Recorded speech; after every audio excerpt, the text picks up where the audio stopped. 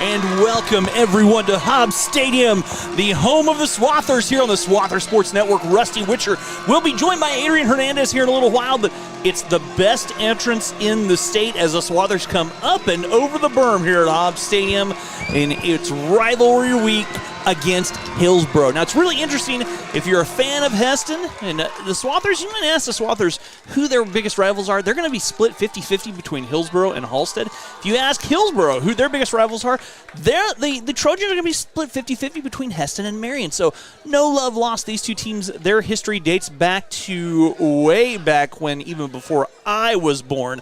They were members of the original Mid-Kansas League back in the 70s and all the way through the 70s up through the 80s when the Swathers split apart. They're back in it. They joined back together my senior year, 1994, and have been rivals once again ever since. And this is a rivalry game. So Hillsboro coming in tonight 2-0. They beat Haven 40-38, I believe, and trounced Nickerson 35-0. Swathers 0-2. And talked to Tyson Bowerly a little bit, and Coach Bowerly said, yeah, it was another one. It was another tough one last Friday. There was a lot to discuss and work on over the weekend as a staff and as a team. We put mostly everything on the table for discussion this weekend and really analyzed our preparation. I believe we've got some things in motion to get some of our glaring issues resolved. We're 2 games plus a jamboree in by this point, so it's time to take steps forward. There's not a better time to do it tonight than against a rival like Hillsboro. We'll bring another level on Friday. The keys for the Swathers tonight, they want to win money downs, finish drives in the end zone, and on defense, attack the ball and react to our keys better with our outside linebackers and our secondary. These two teams do match up quite well. It is definitely, in terms of style, spread versus spread, captains are at midfield. Getting last, Swathers in their home black with black helmets, black pants, black jerseys. Hillsboro in their road whites with the maroon Trojan helmet. And we're getting the final say here. We're a little different viewpoint tonight. We're inside the trailer. There was some rain, potential rain, so we're going to be doing our best to follow the action from inside the trailer. Got a great crew of camera people out there helping us tonight here on the Swather Sports Network. We're glad you guys are tuning in here on YouTube. And we are off and running. We're getting closer and closer to kickoff here. Looks like Swathers have won the toss. They have elected to defer. Hillsboro wants the football and will work from right to left on your screen or south to north, depending on your geographical preference. Hillsboro keys to the game tonight from head coach Demetrius Cox. He said ball security, protecting the football is paramount, limit turnovers to maintain control of the ball, and discipline, avoid penalties that can give the opponent an advantage. Stay focused and maintain composure, especially in high-pressure situations. Defensive dominations, continue our strong defensive performance by pressuring the quarterback, stopping the run, and creating turnovers. So this will be very interesting as kind of styles that match up and mesh together well as we are ready to get rolling here from the hallowed grounds of Hobbs Stadium. And Adrian here is going to make his way in just a little bit. He's taking some pictures, doing everything that they can for Swather Sports Network. And Adrian's with me. Hey, Adrian, how you doing, buddy? I'm good. How are you? Good to see you. We are doing a little different tonight as we're winding down. We'll be inside the booth for once. There was rain in the forecast. A lot of money involved here. You don't want to ruin that. So Katie Gaston, the leader of the Swather Sports Network, has graciously put us actually inside a booth. Yeah, it's kind of nice, actually. You know it? Yeah, kind of less scary than sitting on that. The platform, yeah. Mm-hmm. We are here. So we're set for action. The Swathers to kick off. Hillsboro back to receive. Looks like that is Talking about Lane Clark? No, Lane's kicking off. I can't see quite who's back to receive for the Trojans. Kick in the air towards the far side of the ball. Taken over there. Goes through the hands of a Trojan. Picked up on the far side. He'll come back up the field. Midfield and thrown down. And 1st and 10 now for the Trojans. They'll set up shop inside their 20. They said they're going to mark that at the 5-yard line on the 6th. 1st and 10 for the Trojans from the 6th. And we'll see the Trojans and their spread come out, led by quarterback Dawson Bolt.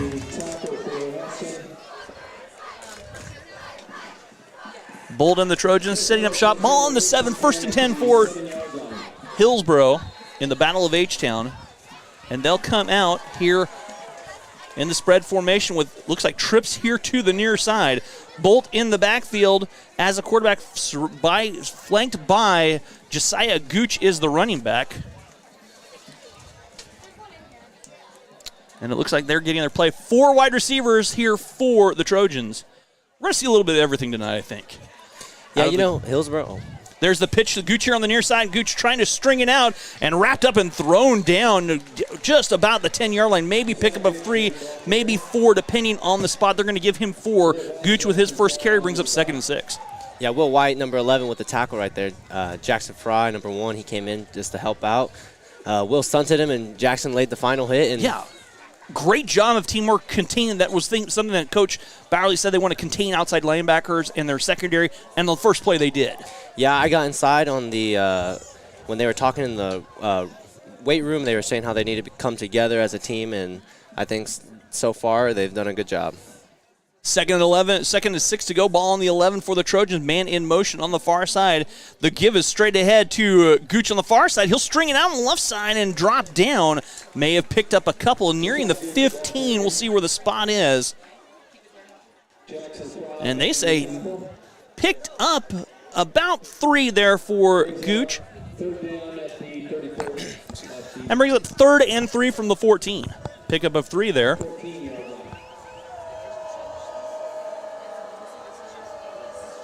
10:40 to go, opening quarter, as Hillsboro working on their first 3rd down of the contest. Once again, the spread formation with twins on the far side. Bolt dropping back to pass. Airs it on the far side. The pass is caught, but short of the first down. Pass was complete on the far side to Plenert. Great tackle there by Blake Hansen.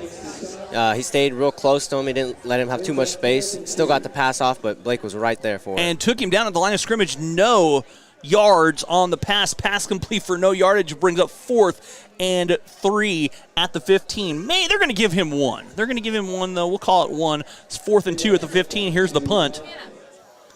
Booming kick high in the air. The ball drifts off the foot. Takes a great bounce for the Swathers and rolls down inside the, I think that's the 30. Swathers will have excellent field position as they take over 1st and 10, the ball at the 26-yard line. What a fortunate bounce on what is really a great night for football, Adrian. We haven't even talked about the weather. It feels like October, and it's spectacular. Yeah, it's great. Just feeling a little closer to basketball season. I know. This is I know you're getting closer to your sport, but that's always good. I mean, hey, basketball's probably my favorite, but football's right there close. So yeah, football's a great sport. But this is a phenomenal day. Temperatures in the 60s. It's been damp. The field is damp, and here come the Swathers. 1st and 10, ball in the 26. Reed Friesen at the helm, flanked by Asher in the backfield.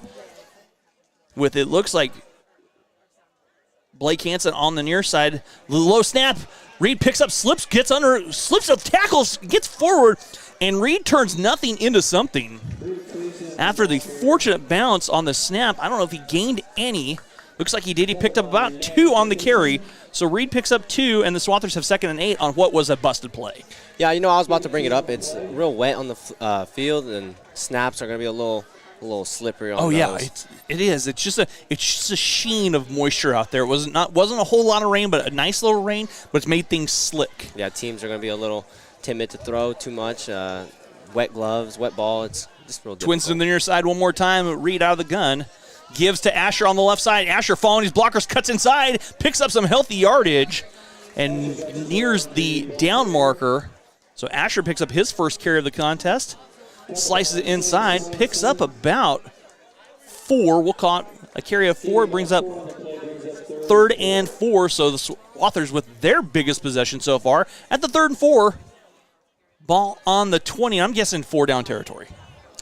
You're trying to send a statement against your rival, 4-down territory. Yeah, it's anything really that they can throw at each other. Throw big haymakers. This is a team of hard count, and then hard count. They reset and almost got someone to jump on the far side. Now they'll switch formations. Asher moves from the far side to the near side.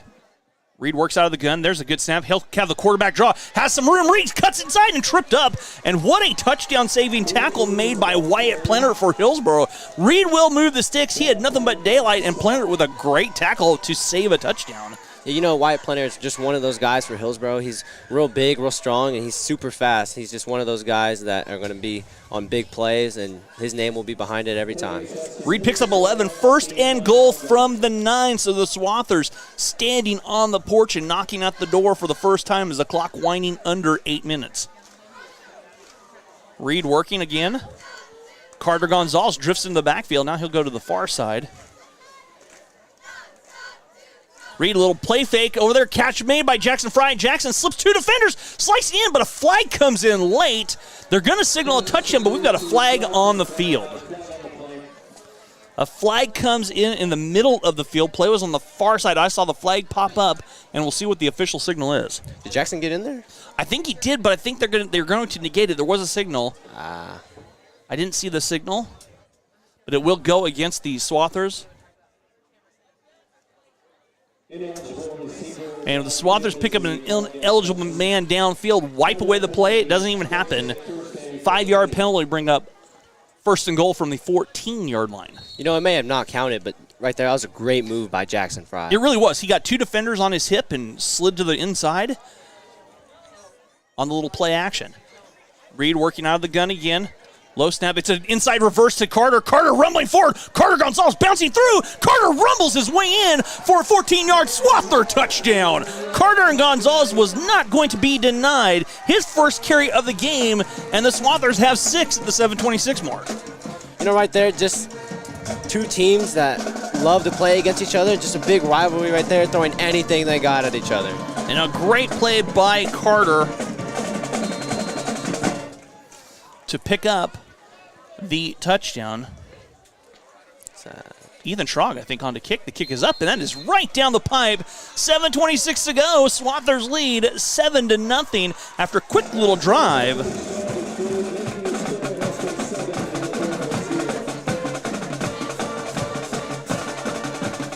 And that's the way you want to start.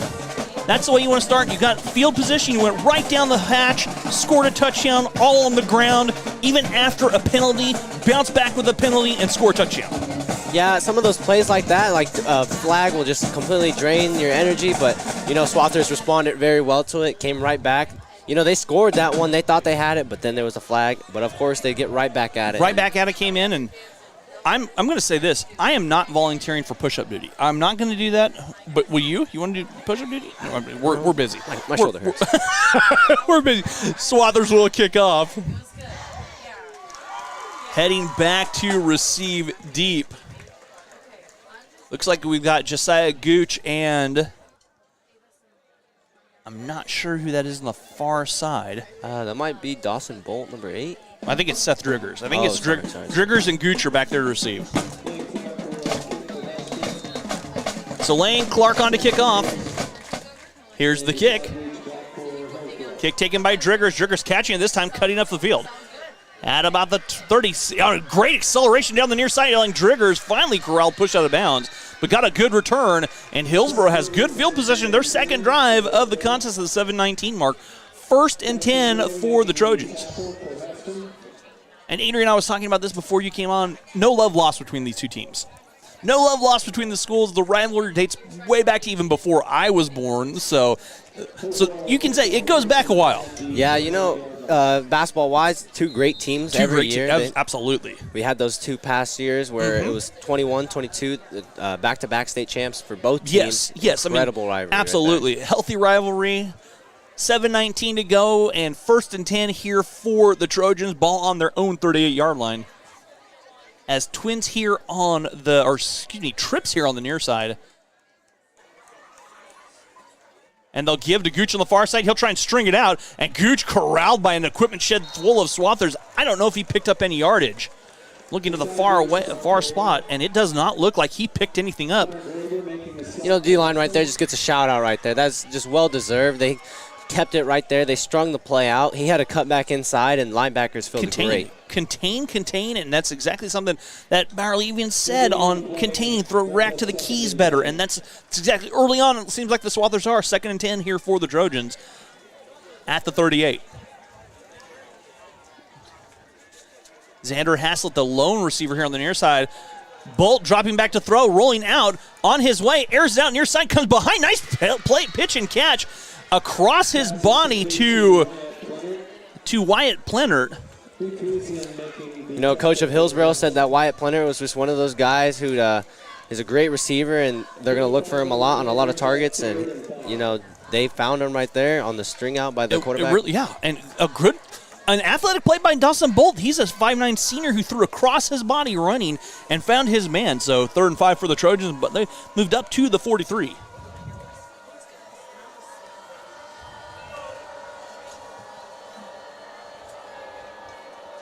Bolt dropping back to pass, airing out on the far side, throwing it deep, and that pass is incomplete. Flag on the play. And I think they're going to catch a Swathers in pass interference.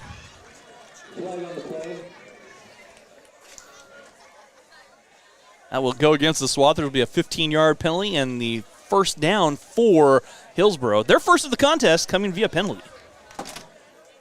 Don't mind me. I'm just dropping stuff. Don't mind me. Past years, when we went against Hillsboro, it was real difficult with Dawson Bolt. He's so fast. He's so shifty. I was chasing him all night. I could not get him. He's too fast for me. So the penalty moves the ball into Swather territory. 1st and 10. The ball at the 42-yard line of Heston for Hillsboro. And Bolt again. Like we said, 2 teams are going to run spread. We're going to see a lot of their styles are similar. Bolt gives to Gooch on the far side. Gooch trying to string it out and picks up a couple before being run out of bounds.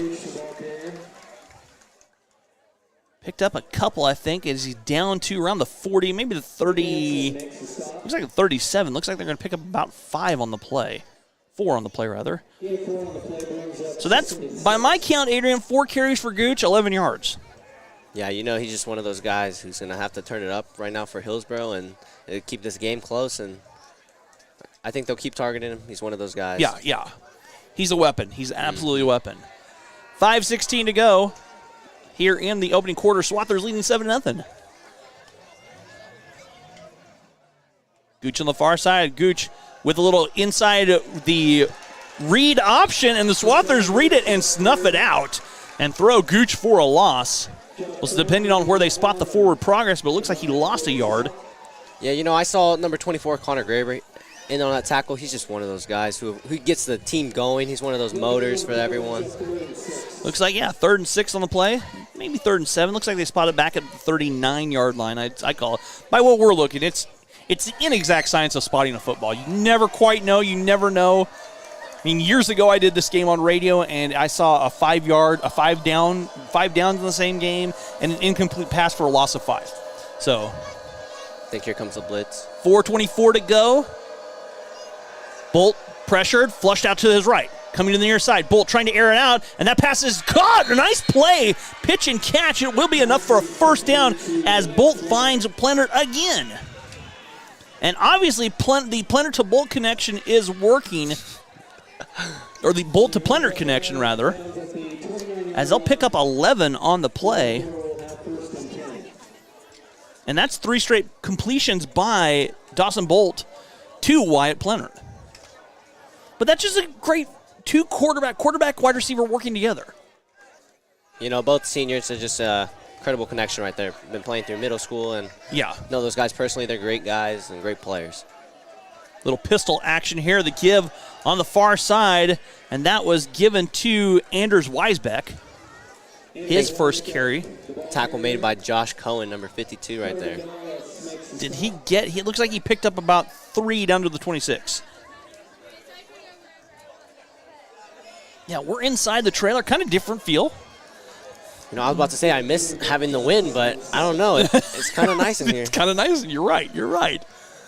3:45 to go. Hillsboro on the move after a penalty gave them a first down, and a 3-yard run brings up 2nd and 7 for the Trojans. They're working on the pistol.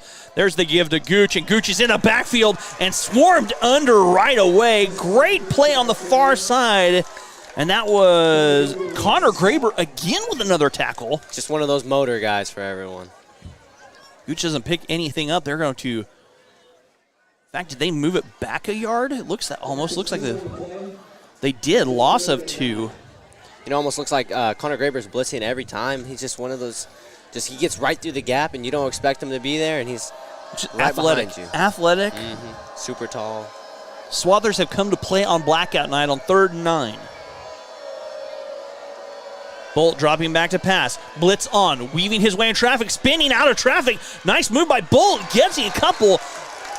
Was in the backfield. Give him credit for getting back to the line of scrimmage and getting forward. Looks like they're not going to give him any yards. You got to give credit a yard. to Will White. He's just came straight downhill right at him. He was making sure he kept his guy just in case there was a throw, but he saw him his eyes go straight down, and he went. So that'll bring up 4th and 9. So we're in 4-down territory here in the first quarter. Swathers leading with 2:16 to play in our opening frame of action. Bolt dropping back on 4th down. Airs it on the far side. That pass is underthrown. Ball tipped in, and what a play by everyone involved there. I'm going to give everyone involved, both not only the receiver but the defensive backs, no interference. Ball under it. Everyone adjusted. Ball just comes up short, and that's the first incomplete pass of the contest. Turnover on downs going to the Swathers. 1st and 10 at their own 28-yard line. Right there's a great breakup by number 20, Blake Hansen, and number 1, Jackson Fry, of course. And just not to get the interference. Give him credit not to get interference. Those underthrown balls are such interference. They're flag makers. Yeah, you know what I remember from last game versus Pratt, it was a little difficult for those passes. Weren't really expecting them, but had to hustle back to the guy, and sometimes it'd be those PIs, and it'd be real difficult for the Swathers to move off that. Looks like Blaine Wilson in the backfield now for the Swathers, joining Reed Friesen. 1st and 10 for Heston. They'll play action on a little slip screen, and that is incomplete. Incomplete. They tried to run the little wheel route slip screen and did not work. The inside slip, or whatever you want to call it, brings up 2nd and 10.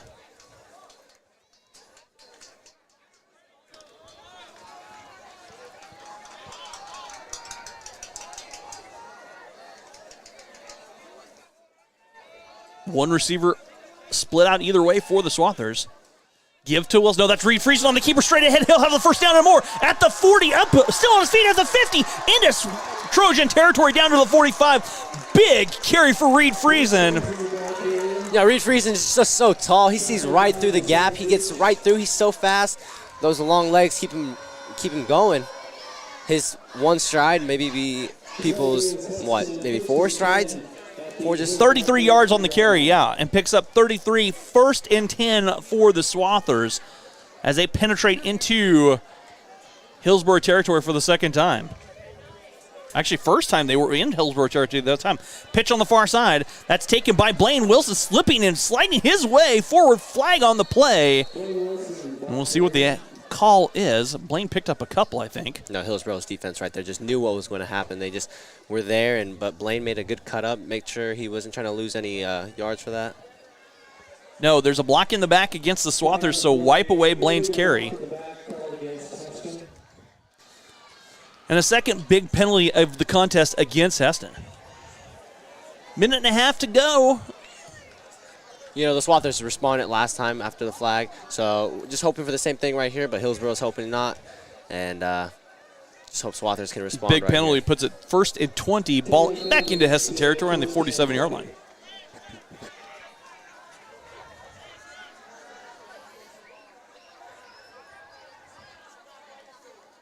Reed airs it on the far side.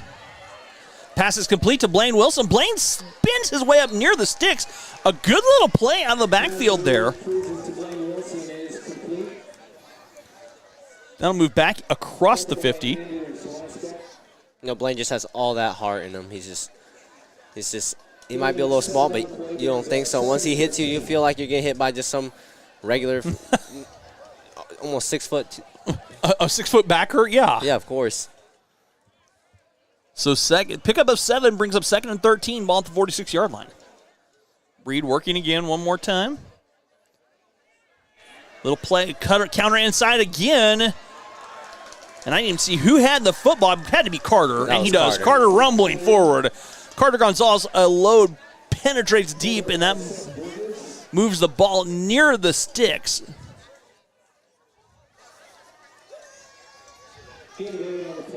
Gain of 8 for Carter. And that brings up 3rd and 5. So 1st and 20 to 3rd and 5. Swathers have cut this into manageable. Probably the last play of the quarter. Unless the Swathers are going to just let it wind down. It looks like they are. We have played a quarter here from Hobbs Stadium in the Battle of H-Town. This Swathers lead the Trojans 7-0. And what a good quarter and a good tone set by Heston in the All Blacks in the Blackout night. You know, a great crowd coming out. Everyone all black just looks incredible. Yeah, you got your black on, I see. It's a little gray. It's a little gray. You got a black T-shirt on. You're okay. It's understandable. It's understandable, but yeah. I mean, come on, man. Come on. Step up and support your school. I got black sweatpants. Okay, all right. Close enough. So, Swathers will have the ball coming out of the timeout the end of the quarter, 3rd and 5 when we get back to action.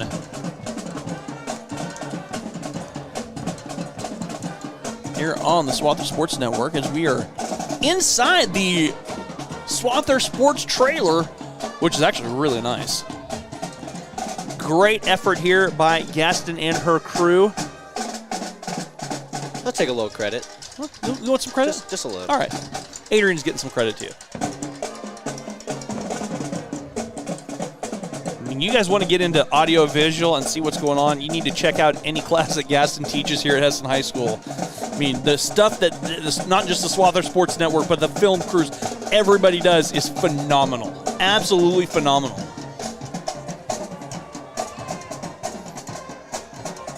So it'll be 3rd and 5, ball on the Hillsboro 38-yard line. And once again, I think you're looking at 4-down territory.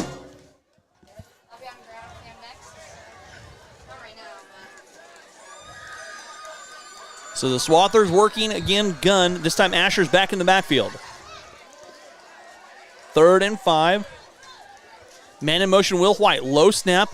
The give was inside. There's going to be a flag that's going to be wiped away. It looked like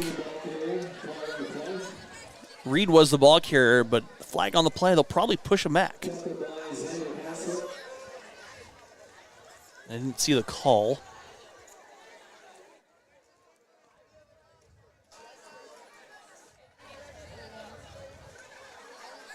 Still trying to figure out what the call was. It's against Heston. It's a 5-yard penalty, it looks like. It'll push it back to...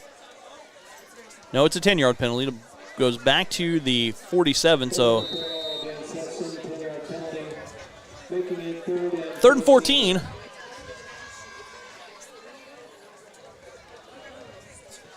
And the Swathers again. 3rd and long. You're going to go straight and to that first turn in, go right, and then all the way right again and hug to the right side. Reed dropping back to pass. And Reed is sacked there. The Hillsboro defense comes up big.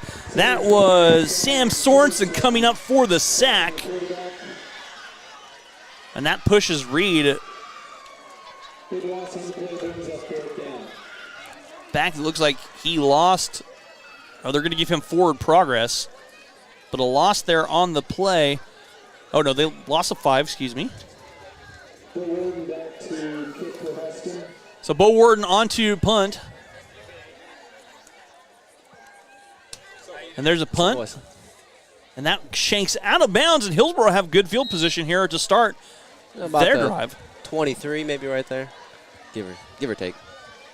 So a couple penalties on the Swathers, ending drives, and 1st and 10 for the Trojans as they'll spot the ball. Looks like the 32. You know, that's just one of those things that killed the game for Heston versus Pratt, of course. All these penalties, and Swathers need to be a little more sharp with how they move. And a little crisper, crisper. Just great defense by Hillsboro, of course. 10:54 to go. And here come the Trojans out of their spread attack. Bolt dropping back to pass, airs it out the near side. That pass is complete on the near sideline, and streaking down for a Hillsboro touchdown is number 87, Xander Haslett. A gigantic play from Bolt to Haslett. 68 yards and a touchdown. And so Hillsboro answers back, and the Trojans most likely will go for 2.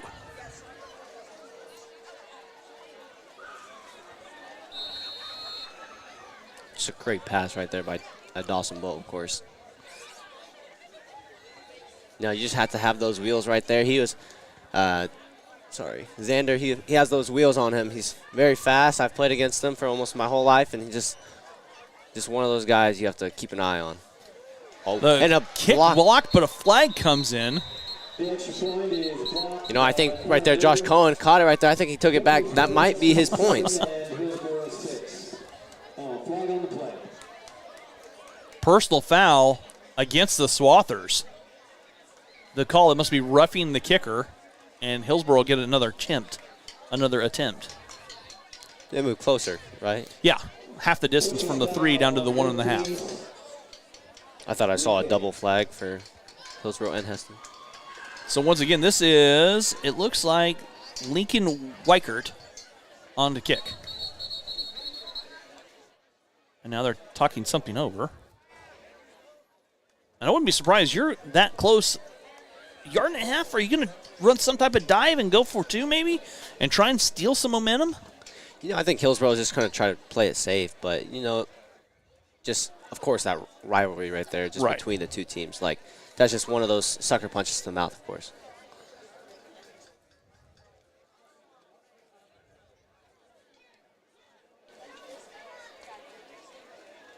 Weichert on one more time. Bolt to hold. And they did move it closer. There's the kick, and the kick is good. So at the 10:54 mark, we're all knotted up at 7. Sorry, is there a way to mute myself? Right there? Yeah. 10:44 to go. Here in our second quarter, Swathers Hillsboro all knotted up at 7.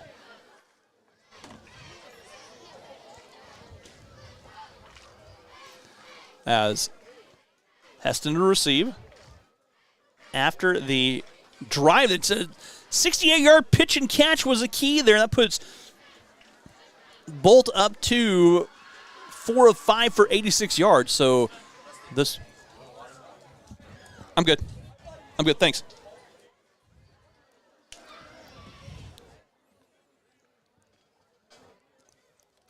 Thank you for reminding me that I have a water. So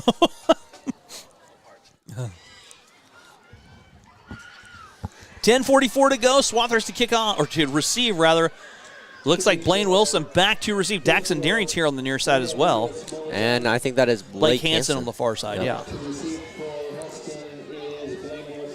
Kicking off for Hillsboro is Ray Arribas Molzine. Wow. French? Italian? What are you?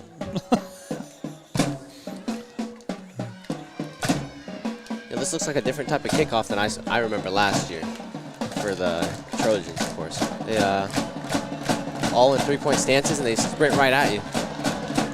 So Arribas Molzine's kick on the far side taken by Blaine Wilson. Blaine cutting up here on the near side. Found a scene. Blaine Wilson racing down the near side. Blaine streaking down the near side. Blaine Wilson trying to take this to the house. Blaine Wilson will take this to the house, I believe, as he sprints in. No flags on the play. Blaine Wilson goes coast to coast on the kick return. I'm just going to come in right now. I'm pretty sure that might be our first to-the-house take for Heston in almost 3 years. It might be exactly right. You know, I remember hearing that all the time last year. They said, take it to the house, and, well, Blaine Wilson will be the first to take it for the first time in 3 years. I'm not even sure where he caught that. I think it was about the 30-yard line. We're going to call it 70, probably longer than that. a 70-yard kick return. Ethan Schrog on to attempt the extra point here for the Swathers. They answer back, special teams. And a whistle coming in. Okay, I don't know what the was. Here's the kick, Schrog's kick. It is up, and it is just slipping over, but looks like it slipped outside, so kick no good. Might stop the momentum a little, but I really don't think so. I think the Swathers, after that one right there, I think they just have all the momentum right now. Hillsboro looked defeated right there. Might have missed the kick, but I think that was more of just a wet ball than anything. And big props to School Resource Officer Vance Frick for doing on push-up duty tonight. Oh. And with a clap even. So School Resource Officer Frick getting his push-ups in, his exercise. It's also little kid cheer night tonight as well, Adrian. So tune in at halftime. We have all the kids action cheering here. So now the Swathers set to kick off.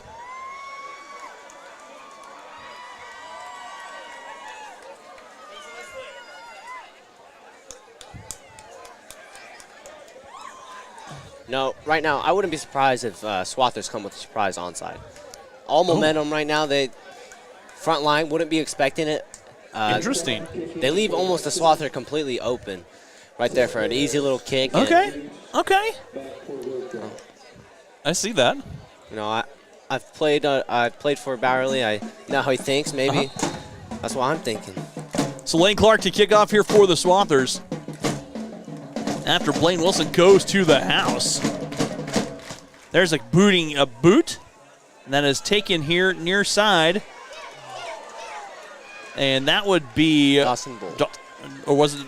Oh, no, sorry. Seth Driggers. Driggers returns the ball up to near midfield, so Seth Driggers, but we have a flag on the play. So we'll see if who the flag is against. I see the flag out there. And the ref's talking personal foul, face mask against the Swathers. They'll add 15 yards to that return. You know, all the momentum right there. That could be a stopper right there for the Swathers. They just need to pick it up right now and be a little more so sharp Hillsboro with their moves. Gets to move into Swather territory. Face mask is the come against Heston. 1st and 10, ball placed at the 42-yard line.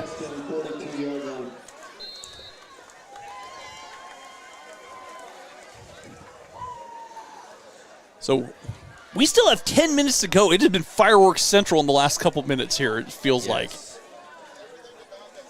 There's the give to Gooch in the backfield, and he slips one tackle, gets forward, maybe picked up a yard, maybe even 2 there on the carry for Josiah Gooch. Connor in on the stop one more time. And they're going to give him 3 on the carry. You know, give Bo Warden props right there. He got past his guy, got a handout, tripped him a little, and slowed him down. Might not have been the one with the tackle, but he sure got the assist. Second and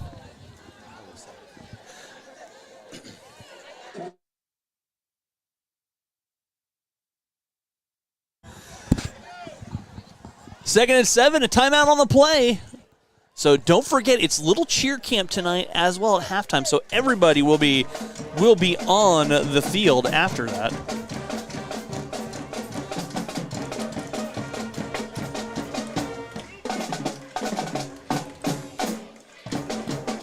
Both teams having like these momentum shifters, and Swathers, of course, taking it to the house, and then getting unlucky with the penalty. Hillsboro using that to go ahead and try to get this drive to keep on going. How many minions do you have bringing you food? You got some minions bringing you food? That's just, when you're a senior, you kind of get anything. Okay, there you go. I like it. I like it. I remember those days 152 years ago, back before we had technology. 9:48 to go, 9:48 to go, excuse me. Coming out of the timeout. The timeout was taken by Hillsboro. They wanted to talk things over. Did not like the look they saw on 2nd and 7.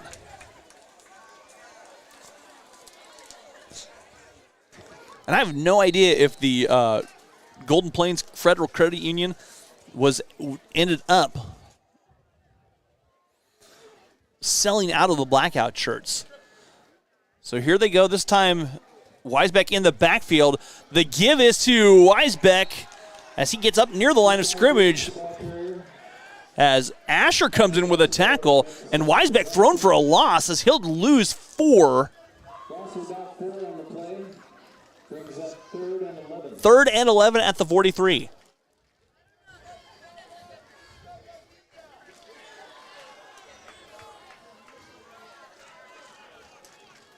Now our trailer smells like a hot dog tonight. Gooch in the backfield as Bolt airing it out, trying to find a receiver on the far side. There's a flag on the play. The pass is incomplete. Flag on the play, so they'll wave it off. That's in the backfield. That's usually in the neighborhood of holding.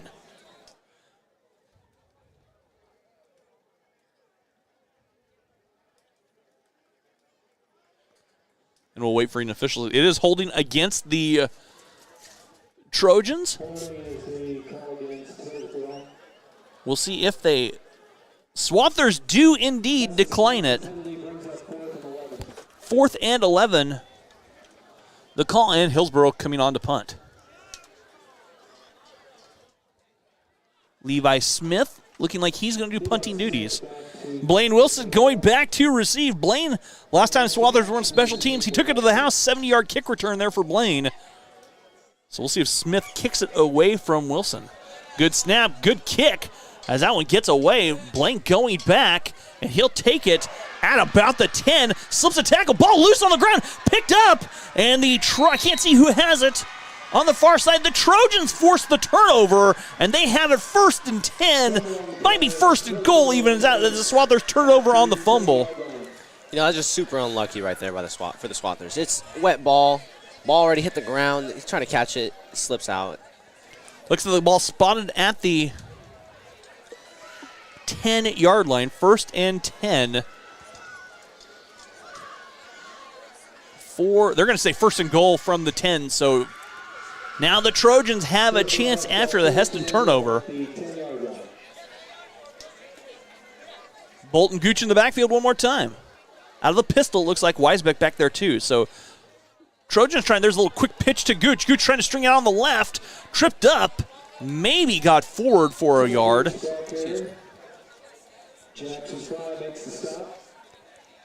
Gooch does pick up about a yard. His 8th carry, 12 yards for Gooch tonight. 2nd and goal from the 9.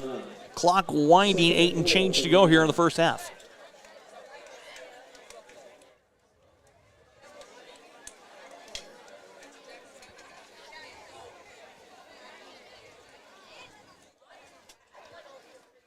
Once again, pistol formation. Weisbeck flanking Bolt. Gooch is deep. Ball loose on the ground, and that comes up, and there could be a turnover, and it is. Swathers have the fumble. They pick up the ball, and the Trojans turn it over. And so Heston picks over after the fumble. I don't know if it was just a bad snap, low snap. Wet balls. The field is slick. Yeah, you know, just, excuse me, this just momentum. It just keeps shifting back and forth. The score's low, but it's incredibly how hard everyone's playing right now. It's rivals. It's rivalry, man. Of course. You're laying it out. You are laying out everything you have on that field. 8:11 to go here in that second quarter. As Reed works again, Asher back there. Counter inside, Carter Gonzalez saws the seam. Carter rumbling his way forward, has a first down and more as he's up across the 20 and close to about the 30. Carter with a big pickup as he'll pick up 21 on the carry. No, it's just incredible. He's so big and versatile, so strong, and he has 3 carries for 43 yards. Yeah, he's just one of those guys. Let the kid eat, right? I mean, I wouldn't tackle him. I'm not going to try and tackle him. You going to try and tackle him? I'm going to stick my arm down there. 1st and 10, ball at the 32. There's the give to Asher. Asher saw the seam, and Asher hit hard at the line of scrimmage. May have gotten a couple up to about the 35. Pick up about 3 on the carry there for Asher. And I'll pick up 3, 2nd and 7. on what has turned into a perfect night for football. No wind, a little bit of damp. It's football weather. And after last week when it was 9,000 degrees, we're right here in football weather. Gotta like it. Mm-hmm. It doesn't even look like it's raining anymore, really. Reed on the counter, the quarterback counter. Reed gets through one tackle, goes forward, and Reed might have a first down depending on the spot as he's up across the 45 to about the 47. He'll pick up 12 on the carry. First and 10, ball at the 47. The Swathers are moving. They took the ball. They took over on the 11. Mm-hmm. Well, give credit to Carter Gonzalez, of course. Yeah. Gets right through the seam. He's there, of course. He's just one of those guys. There's Reed with the counter, following his blocker straight ahead. Reed steps through and just cannot be brought down across the 50 into Hillsboro territory down to the 42-yard line. Gain of 10 on the carry for Reed, and that should move the sticks as well. Another first down for Heston at the Hillsboro 42-yard line. Swathers just driving right now. They just got to keep this momentum. Yeah, and they're doing it on the ground. They've attempted 2 passes, 1 completion, 1 of 2, but they're on the ground. They're straight ahead again, and this time a host of Trojans in to stop Carter. That's the only way to stop him. He's just so strong. You have to send everything at him. And Sam Sorensen making a good stop there for Hillsboro. They're going to make a loss of 1, actually. So 2nd and 11. As Hillsboro shot every gap. And Hillsboro, not a small line. They got some size. Yeah, they're a very difficult team to play against last year. There's the pitch on the far side. Blaine Wilson trying to string it out. Blaine is shoestring tackle on the far side, gets back to the original line of scrimmage. Pickup of 1 there, and they'll bring up 3rd and 10.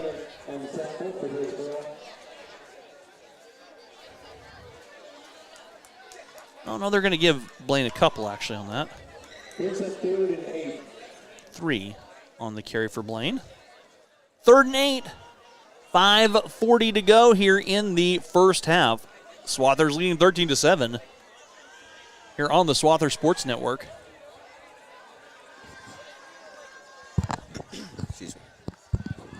Reed out of the gun one more time. Man in motion, Reed slings it on the far side. The ball tipped, but the pass complete. As I think that's Jackson Fry spins his way for a first down and more. Jackson Fry off the pitch, the catch, the tip. It works. No, I think that really just was the ball's way. Okay, it looks so slow. Pickup of 14. 1st and 10 for the Swathers. Jackson Fry is he's so great when he gets the ball. He has room. He makes room no matter what happens. 5:04 to go. And the Swathers in their base formation one more time. Reed keeping straight ahead on the quarterback inside counter. Reed has room and another first down for the Swathers as Reed punches down inside the 20 down to about the 19. Pickup of 11 for Reed Friesen. First and 10, ball at the 14-yard line. Oops, make that 16 on the carry for Reed. So he's got 50 yards on 7 carries. Looks like Carter in the backfield now. No, that's Asher. There's a quick release, and that ball's picked up. No, dropped. Incomplete. And Heston dodges a bullet. Very lucky right there. As a pass was a little intended for Jackson Fry on the far side, thrown behind him a little bit, and the ball bounces out of the defender's hands. Big time dodge of the potential problem there. Maybe a little bit of sprinkles coming on here. I see a couple umbrellas. I don't know. It's kind of comfortable in here. I'm comfortable. You comfortable? My leg's cramping. 2nd and 10. Reed straight ahead one more time on the quarterback counter. Reed rumbles through, lowers his shoulder, and bounces in for a 14-yard Swather touchdown. I do believe they're going to spot him short. No, I saw far judge. It is. Yep. It's a 14-yard Swather TD for Reed Friesen as he lowered his shoulder and went right over Lincoln Weichert. Yeah, Reed Friesen is no person to shy away from contact. Just one of those guys, doesn't care how big you are. He's lowering it, and he's coming straight at you. Kick is up, and it is good. Oh, no good. Excuse me. I thought it was good. Ethan Schrog kick does not convert. And so with 4:19 to go, Heston leading 19-7. As Reed lowered his shoulder and just a 14-yard plowed into the end zone. Impressive run right there. Great blocks by the line, of course. Hillsboro just a little too slow to catch up right there, and just great blocks by everyone right there. So the Swathers, working hard, have stretched lead to 12. A 2-score game. Oh, it looks like they're looking for someone for the push-up board. You got it? No. Nope. I'm comfortable. I am going to stay right here.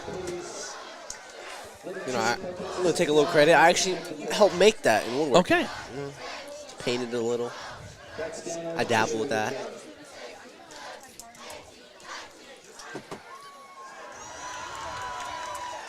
Looks like Grant Watterson on the pitch-up board tonight. No, I couldn't do 19 push-ups. we'll say we do. I'll do it if they do a safety. If we get 2, like if we ever have a safety, I'll run up there and do it real quick. 2. Yes. just 2. I might not even be able to do 2. I think it's a total amount of points. It's not even. Yeah, it's the total. Yeah, it's 19. I'll do 2 if we get a safety. Oh, yeah. To start a game, if we ever get a safety, I'll do 2. That's it. 4:19 to go here. Swather's going to kick off. As a little cheer camp is getting organized. Here's the kick. Lane's kick is taken by, that's bouncing through the hands. Loose on the ground, back in trouble, and spinning out of trouble. Driggers up through the traffic. Flag coming on, and Driggers brings it back to about the 20. And that will be a penalty, though.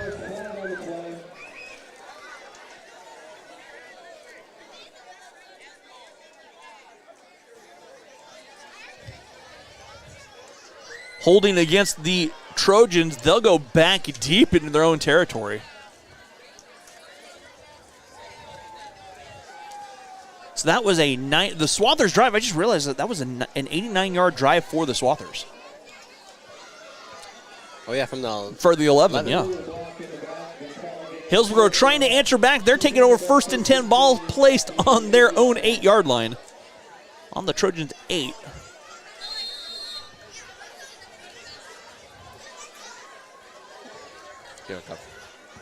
So here we go, 1st and 10 for the Trojans.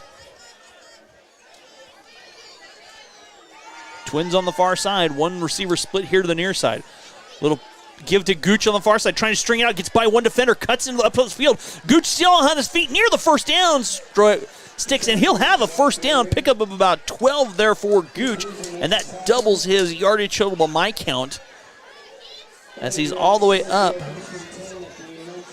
to the 19. Here goes our view right here. And the whole town of Heston comes down. Well, that's why we're working right here off of our high-pod camera. 3:47 to go, clock winding down here. It's a little cheer camp. On the blackout night.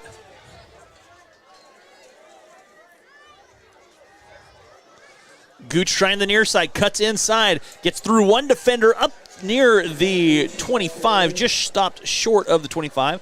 Ball will be placed on the 24, I believe. Pick up a 5 for Gooch, so he's starting to rumble forward a little bit too now. Right there, Coach of Hillsboro, of course, had decided Gooch has to get those crucial yards for them. He's been performing so far, and I think they're going to keep giving it to him if he can. And those are crucial yards. Crucial yards when you're pinned back deep in your territory to move the sticks, bring up 2nd and 5, 3 minutes to go in the first half. Trying to score, knowing Heston gets the football to start the second half. There's a quick pass on the far side, pass complete, and that is through the hands down the sideline. Streaking down the sideline I believe that was Xander Haslett one more time. Haslett across his midfield. No, Xander might be 6 foot, but from what we see right here, he looks about he's 6'3". You know, maybe they lied a little, make him look a little shorter.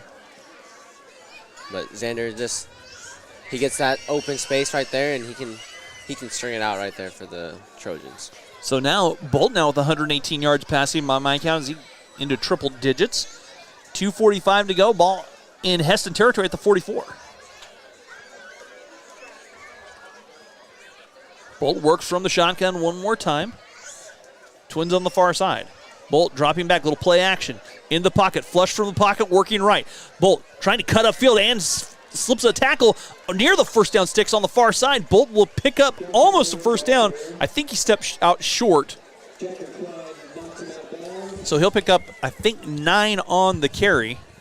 You know, if you're a Hillsboro fan right now, you're hoping for, or a player at all, you're hoping for a good string right here. Just take it down, get a quick score. You know, Heston's getting it right back, get a good stop there. But right now, Swathers, all they want right now is just a couple stops. And clock winding. Picked up a 7, so 2nd and 3. It looks like he stepped out short of the sticks. Hard angles to see sometimes. maybe one day we'll get the view. 2:36 to go. Bolt will drop back. He'll sling it here on the near side. Catch made by Plennert as he'll have maybe a first down as he's down inside the 35. Great tackle right there by Bo Warden, of course. Great.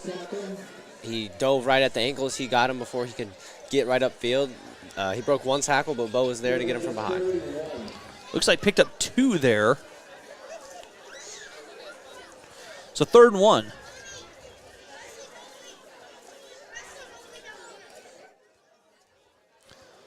.205 to go.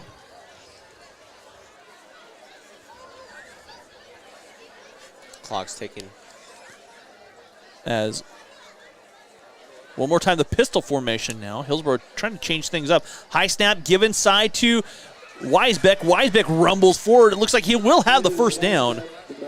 Anders Weisbeck inside the 35. Down to about the 30. 5-yard carry for Weisbeck. And 1st and 10, so the Trojans trying to get something to happen before the end of the first half. This situation right now, if you're a Swather player, you just have to bite down on that mouthpiece. Make sure to get through the blocks and find your guy. Timeout taken by the Trojans. They want to talk things over with 1:33 to go. Hess will be back in action next Friday one more time, 3 in a row. We'll be here. I'll be here. You'll be here? We'll be here. I'll think about it. Okay, we'll be here. we will be here. I'm doing some quick tallying here.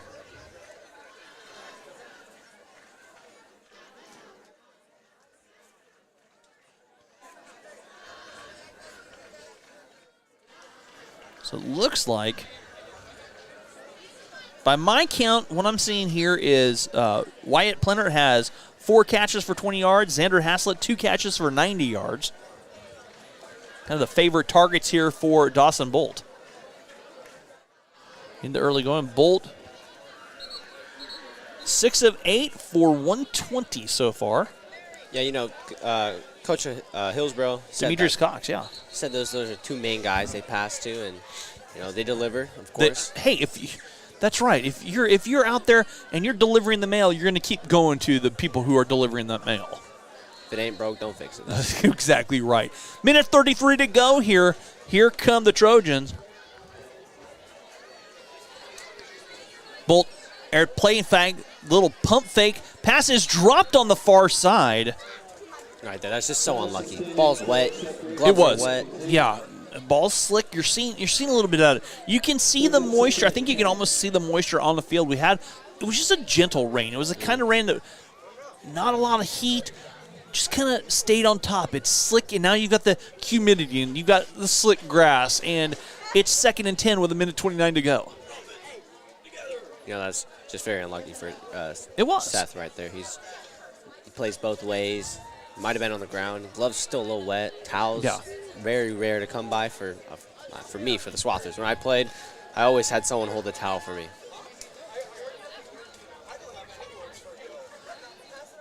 Bolt Trying the far side, that's Gooch springing outside, gets through a tackle, runs through 2 tackles, and Gooch lowers his shoulder, and he'll pick up a first down for the Trojans as he goes right over the top of Will White.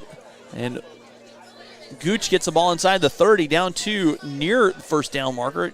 Looks like he was stopped just short, pickup of 9. So that's Gooch's 11th carry, 37 yards so far.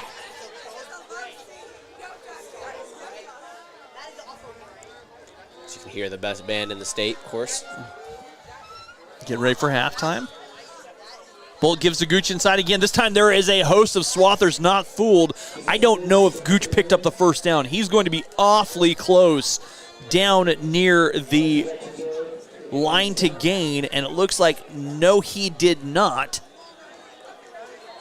So 4th and 1 here, and a timeout taken by Hillsboro with 38 seconds to go. They're going to try and dial up their best 1-yard play here with the clock running, but Hillsboro out of timeout, so they have to convert the first down and then go quick because no timeouts, clock's going to run. You know, just a simple out pass could get this first down right here, get out of bounds, you know, stop the clock, maybe set up field goal from right there if you trust him enough, you know. You saw kickoff, he's a great kicker. Yeah, we've seen a lot of good things tonight in a battle for H-Town, and it's a rivalry game. A 0-2 team in the Swathers, a 2-0 team for the Trojans, and you can see that what Coach Barley said about the preparation for this week. I think it's been paying off through the first 24 minutes. You know, all I heard was just together. You got to be together, and so far the Swathers, they've been in on tackles together. They've been picking each other up together. They've just performed so far. Well, here we go. 4th and 1 from the 21-yard line, 38 seconds to go. Bolt working from the gun. He'll drop back. Bolt flush from the pocket, working right, trying to find a man downfield. Airs down. The pass is overthrown, incomplete. Intended for Lincoln Weichert on the far side. It falls incomplete, and the Swathers take over 1st and 10 on downs. And we'll see if the Swathers just don't run one play and go to the locker room leading by 12 at the third with 31 seconds to go. Now, I don't know if I can say the play name, but I'm pretty sure I know what's coming. Okay, all right. Just be so what should we be looking for? Reed Friesen, deep pass, number 1, Jackson Fry. Okay, so you think they're going to take a shot? Of course. Okay, take a shot with 31 seconds to go. The rivals. I understand. You let it. You don't keep anything in your playbook. Don't hold back. So Reed Friesen dropping back and gives it to Carter. Carter rumbling, bouncing forward. Carter Gonzalez up to the 21. Maybe picked up 3 or 4 to the 24. Maybe the 25, depending on the spot. So far, let's just say that I never said that before. But if it does happen, then yeah, it's mine. I said it. I don't think Carter gained any yards on the play, it looks like. I think they're just going to let time run out. Time is going to wind down. We have played a half here from Hobbs Stadium. The Swathers lead the Trojans 19-7. We're going to turn off our ambient sound, but you can still keep watching the cheerleaders, little cheer camp. We'll be back with the second half. I think Quint Rhodes stepping in. Adrian, great work as always. We'll talk to you next week, buddy. Thank you.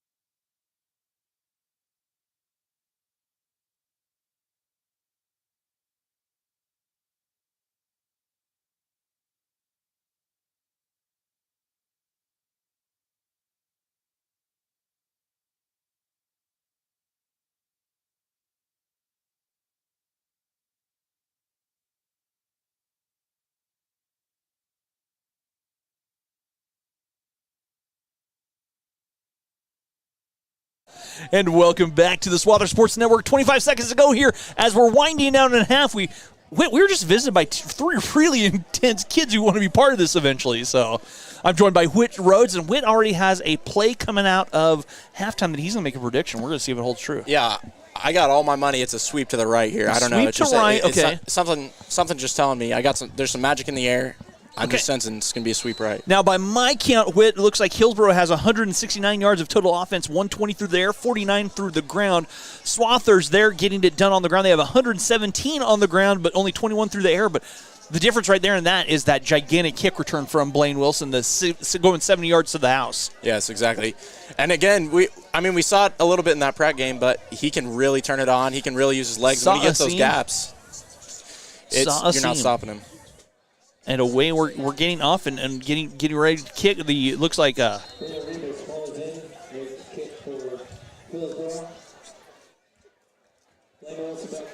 Hillsboro to kick off. Blaine Wilson back to receive, the dangerous Blaine Wilson. What, you got fans, man. You got a couple fans. You know what?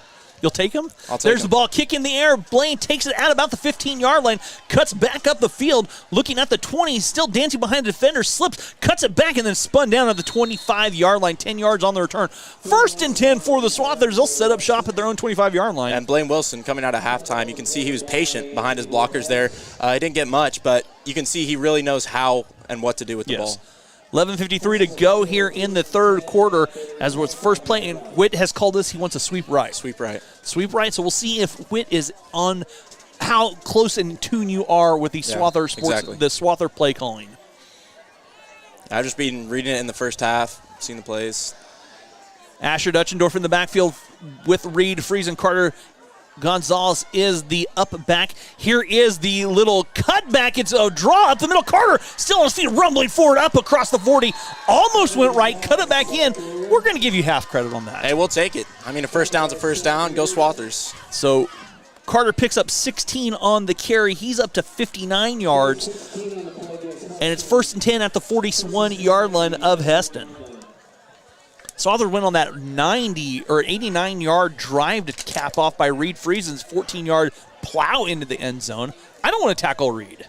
I don't want to tackle Reed either. I mean, it's 6'5". You see the height, but Asher flaring. Reed with a little cutback. He's going to keep it. Cuts inside. Gets through one defender up across the 45. Pick up a 4 to the 45 there for Reed. Exactly. And even with that run, too, I mean, like I was just saying, you see the height. He gets a couple yards just falling over even once you touch him. Clock winding here on what we've decided is a perfect night for football. It just feels like October. It feels high school football finally. Yes, high school football. Wonderful weather. Adrian's all jacked up because he was getting closer to basketball season, so 10:57 to go.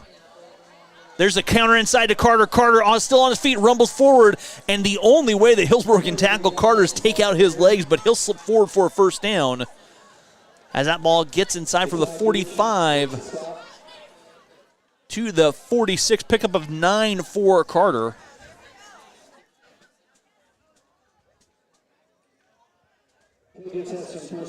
First and 10.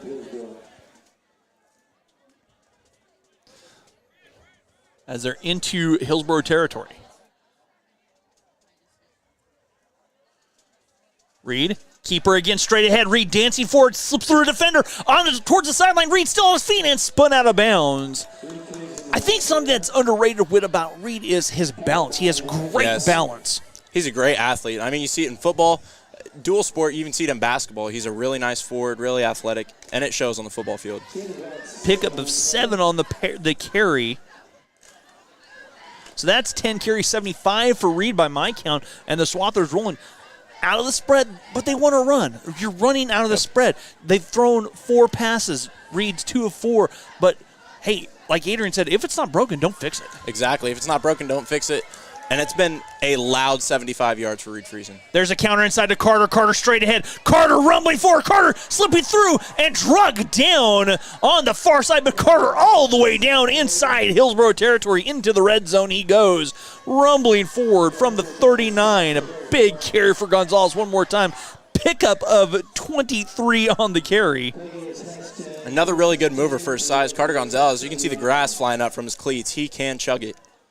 And that is a load to try and bring down. Exactly. I mean, he's low to the ground. His frame, he's a little bit wider. 5'10", 210 pounds. Oh, yeah, and he's not slow. No. 1st and 10 ball at the 16-yard line for the Swathers. Reed, counter inside this time. Asher slips inside. Swather find a hole. Asher Duschendorf diving in and brought up short of the goal line. But a good carry for Asher on the inside. And that ball pushed all the way down to the 4, pickup of 12 there. 1st and goal, 19 yards for Asher now. 1st and goal at the 4, Swathers now standing on the door. Reed under center. Reed gives it to Carter. Carter dancing his way in. Carter skips in and is short. I don't know if he's short of the goal line. And Carter brought down 1 yard to gain. So Carter now with 84, 9 carries, 84 yards, and the Swathers really churning up the ground on the real estate. Yeah, Friesen and Gonzalez together have sort of been a dynamic duo on the ground here. Reed under center, straightener under, goes diving in. Your 6'5" quarterback diving in. He falls forward for 2 yards. It's going to be awfully close. I don't know if he got in. There's a pile up under there. They're trying to sort things out. It looks like Reed was stopped short. Brings up a Swather 3rd down. We're not seeing this run game get stopped that often, so this is a little surprising. 3rd and goal here for the Swathers. I don't see what Coach Bowerly does when his bag of tricks.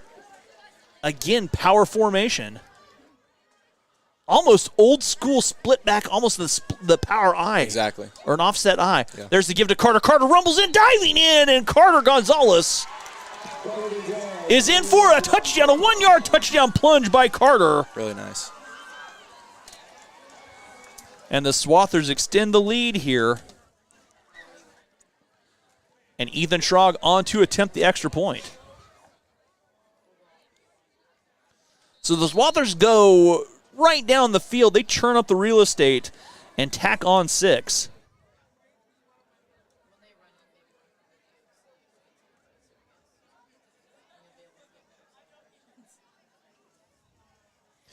Ethan. Oh, there's Swathers going for 2.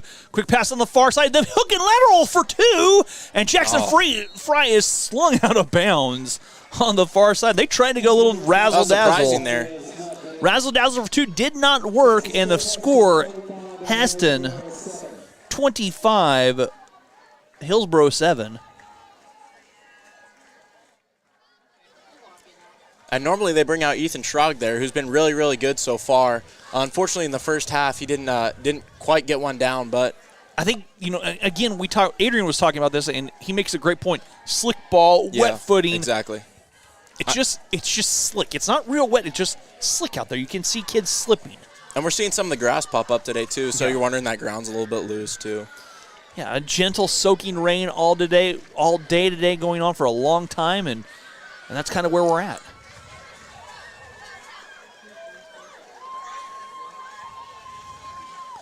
.8:35 to go. Hillsboro will have their first possession of this second half coming up after the kick from Lane Clark. I believe Drigger's going back to return it. He's back there, I think. Gooch is back there as well. Lane Clark kicked in for Heston.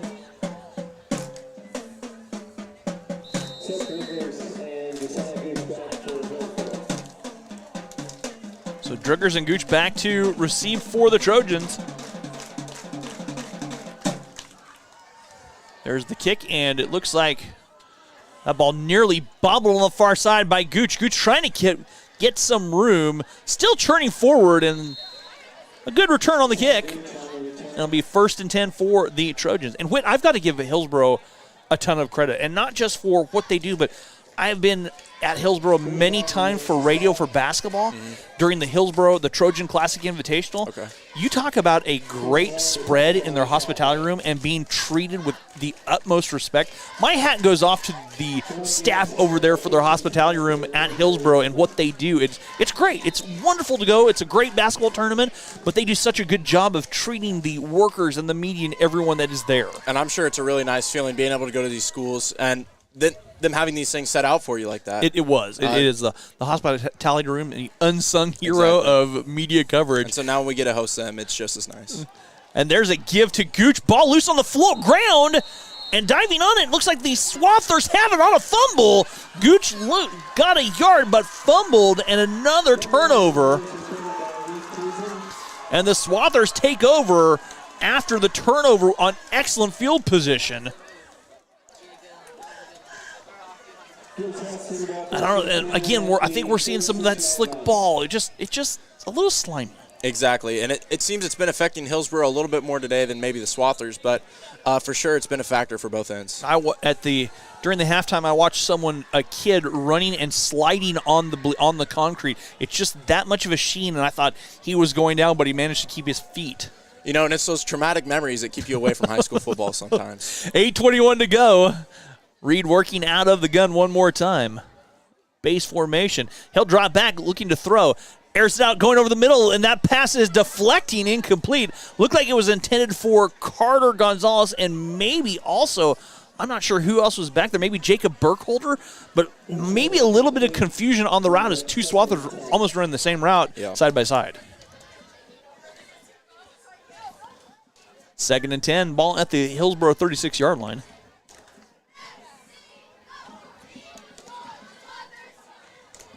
And it seems the Swathers have shifted from attempting the pass and the long pass a lot more against Pratt to now we've seen a lot more runs. They found a couple holes, too. And it's been working. Reed working out of the gun.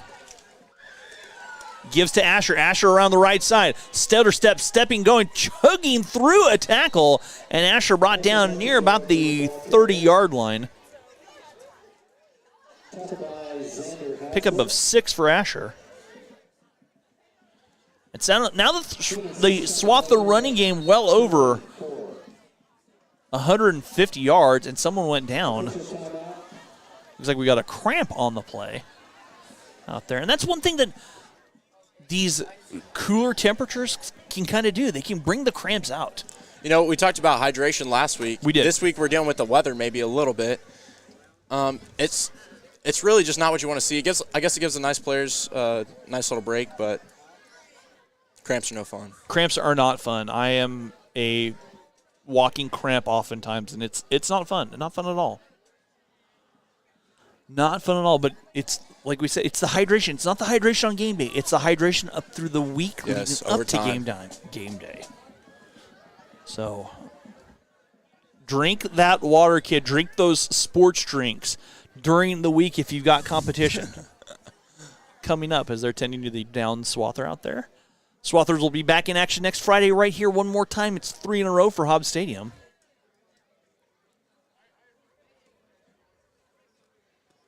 Getting closer and closer to the advent of district play. You know, it should be exciting. These Swathers brought out a different style of team. There's a lot of different energy just in the school building as a whole. It's really nice and competitive, and I know everybody likes to practice hard against each other, so it'll be interesting to see how deep the Swathers can take it this year. Well, I think Coach Bowerly really said it best in the pregame about putting some things in motion to get rid of some of the glaring issues. And I think you've seen a team really heal that way tonight. And some of the keys, he said, winning the money downs and finishing drives in the end zone. You've seen that tonight. Also attacking the ball defensively and the outside linebackers reacting to the keys. They have done that. On the other side of things, Hillsboro, one of the keys of the game, the ball security, and they have not been able to contain the ball. Exactly. So the Swathers pick up, did what they needed to do, and fortunately we're seeing it tonight with the score 25-7. Hillsboro has not been able to capitalize or improve maybe some of their weaknesses. 3rd and 4 coming up out of the medical timeout. After the game, Asher's carry was for 6 his last carry, so 7:54 to go. Blaine Wilson in the game at running back. And Connor Graber as the H-back. Reed Friesen cutting up the field. Inside, give. Reed spins his way forward, and Reed close to the first down. Looks like he's inside the 25, down near the 24. If that's a gain of about 6, should be a first down for the Swathers. It is. Again and again, we just see Reed Friesen keep getting that ball. He's getting about 5 or 6 yard carries, falling over, and he just takes his lick and gets up. Next play. Just and a big kid. I mean, you don't see how big he is. He doesn't look, but he's strong. Yeah. You talked about how strong he is and how much of an athlete. 1st and 10 for the Swathers. Blaine still in the contest as a running back. Reed, a quick pass near side, complete to Jackson Fry. Fry splits 2 defenders, picks up some yardage, and that's a nice pitch and a catch on the far side. And we'll see where they spot it as Jackson Fry picks up about, looks like 6 on the carry, the pitch and the catch. And coming into the season, you talk about who some of the key contributors would be for the Swathers, and we haven't seen that much from Jackson Friday night, but we know he really likes to get those targets. And he's a really athletic player. Absolutely. 2nd and 4 here for the Swathers. Reed keeps it, cuts it back up the field. Reed Friesen dances his way inside, still spinning. Reed Friesen has a first down and a little bit more as he's brought down inside the 5. Reed dancing his way, showing some shiftiness there. Yeah, he's got it. I mean, side to side, up and down, he can do it all. So Reed picks up 12, and it's 1st and goal from the 4-yard line. And now Reed Friesen flirting with 100 yards. He's at 94 by my count. You talk about guys who play with a little bit of mojo or a little bit of swagger. He kind of has that silent confidence. And like I said, when he takes these licks, he's just getting up and he's next play. I mean, I haven't seen any of these tackles. He has not gotten chippy at all. But the way he carries himself on the field is really, really nice to see. 6'5" junior quarterback really coming to his own in his first year as being an upperclassman. Asher diving in, trying to slip close to the line of scrimmage, the goal line, tripped up short, and will bring up 2nd down. Asher picked up a yard there. And you kind of have seen the Swathers want to set the tone with the running game. They haven't got only 27 yards passing, but everything else has been on the ground. And they are just churning up yards there, racking them up. Carter Gonzalez has 85 yards. Reed Friesen has 94 yards. That's a lot of yards between 2 backs with Asher having 26 of his own. I mean, Mr. Bradley had us hit split squat and P-fit today, so, I mean, he knew we had to get our legs warm, get ready to see these Swathers run the ball. Reed Friesen, don't pass out there, too. Asher Dutchendorf, it's in for a touchdown, but a flag on the play.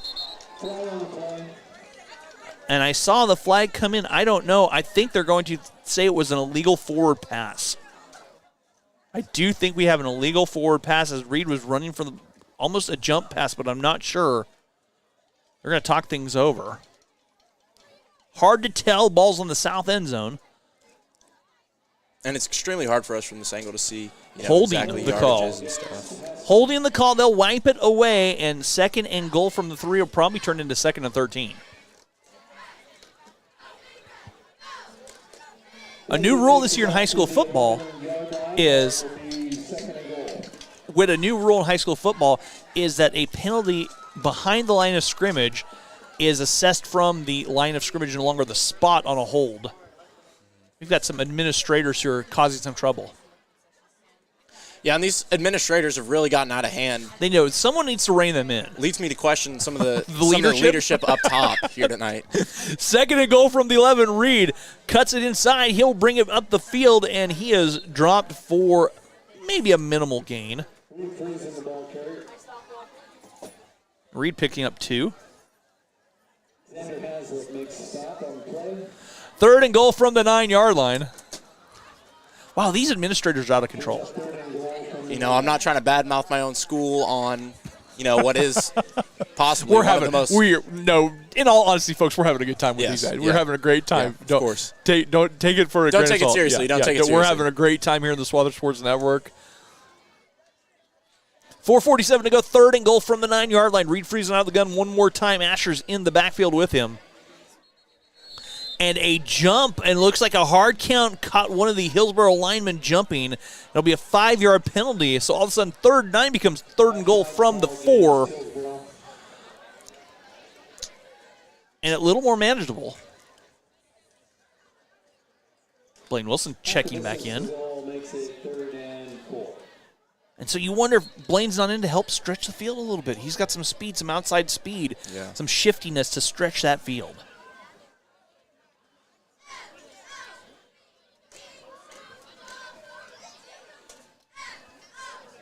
Reed gives inside. I don't see who had the football there. I was confused. It was inside to Blaine on the little inside counter. I don't know if Blaine gained any yards. And the Swathers don't come out with as heavy as a team this year, weight-wise, but everybody looks very physical, and they're very twitchy, and they've done a great job of jumping around with their legs. That's a great twitchy. That's a great descriptive word. Looks like actually Blaine lost a couple there, rather. So 4th and goal from the 6, and Ethan Schrog on to kick a field goal. The kick is up, and it is good. Ethan Schrog knocks in the field goal. 23-yard field goal for Ethan Schrog. Makes the score Heston 28, Hillsboro 7. And it's kind of funny to look at Schrog kicking these field goals. It seems physically the other players impose on him a little bit, but the ball seems to fly off his foot. Hey, that was a good kick, too. That was right down the pipe into the south end zone. No wind. Heavy air, a little bit foggy almost. I'm telling you what, feels like fall. And I love fall. Fall's my favorite season. I'm guessing spring's probably yours. Oh, I love spring. Baseball season. Yeah, I kind of thought we'd probably go that way with baseball. Nothing better, but, you can't complain. Friday night lights. Again, we got wonderful weather out here. So 3:41 to go. Swathers now lead 28-7. They were on the board first at the 7:26 mark after a 14-yard Carter Gonzalez touchdown run. Hillsboro came answering back with a 68-yard pass from Bolt. Extra point was good. We were tied up at 7. Blaine Wilson then takes the ensuing kickoff to the house for 70 yards, and the point after failed. It was 13-7 with 10:30 to go. Then a 89-yard drive culminated in a Reed Friesen 14-yard touchdown plow in, and the Swathers led 19-7 at half. A touchdown for Carter Gonzalez here in the 3rd quarter, and a Ethan Schrog field goal, and that is where we are at as the kick off, and the ball taken by, I believe that is Gooch on the far side. Might be Driggers, hard to see as Driggers up around the far side, and it'll be 1st and 10 for the Trojans. So, Whit, you're a high school baseball player. I'm going to put you on the spot. You ready? Mm-hmm. What is your thought about Keisha's addition of adding games? 26, I'm excited to see whether it's going to be started early or move it into the summer a little bit. But okay. I really like it. 26, are we still doing all doubleheaders? I don't know. I don't know. I think there's some logistics stuff to work out, too. I wonder if the pitch counts are going to change a little bit, too, because you're more games, more arms. Exactly. We'll see. The Swathers don't really struggle with a loss of arms. We have plenty of pitching. Gooch on the inside, rather Weisbeck on the inside counter. Oh, it was Gooch, excuse me. Ball was 1st and 10 from the 28-yard line. I'm just really focused on this Swather football for now. I understand, but we can also talk about some things when we sit down time. Yeah, exactly. That's 14 carries for Josiah Gooch, 40 yards on the night by my count. These are unofficial numbers, but you know what? And usually it's going to be fairly close. Depends spot. It's an inexact science. Spotting the ball? Yeah. I'd have to agree with you on that. It's got to be hard for these refs, especially in these big pileups. We got these big physical high school kids. 2nd and 8. Bolt working out of the gun, looking to pass, dropping back, trying to find one of his favorite targets. Bolt in the backfield is bouncing out, gets out of trouble. Bolt has a seam on the far side, still rumbling forward, gets yardage up near the 1st down stakes and slides out of bounds. So a good escape ability by Dawson Bolt, turning nothing. He was going to be thrown for a loss. He's out of bounds, and he'll pick up a 1st down, I think, as he's up across the 30. We'll see where they spot it. Looks like he picked up the on the 39, so pickup of 9 there for Bolt. And we've seen him use his legs, moving around the pocket I would say fairly well tonight, but unfortunately he hasn't been able to find many gaps. And really, if he's primarily looking to run the ball, we haven't really seen that much tonight. Kind of surprised they haven't done some more quarterback work with him. He is shifty and speedy. Blitz coming. Bolt, and there's it, just like he drew it up, finds the right side, rumbling forward, picks up a first down and a little bit more before being pushed out of bounds. Dawson Bolt picks up a few. Looks like they're going to give him about 3 on the carry, so he'll bring 2nd and 7, maybe 4. At about the 43-yard line, where it will be 2nd and 6. 2nd and 6, ball at the 43-yard line. What a great night for football.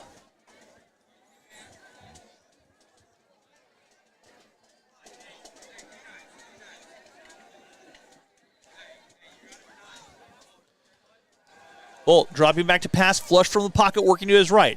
Airs it out, and that pass is incomplete. Intended to the far side there for Lincoln Wickert, and that ball incomplete.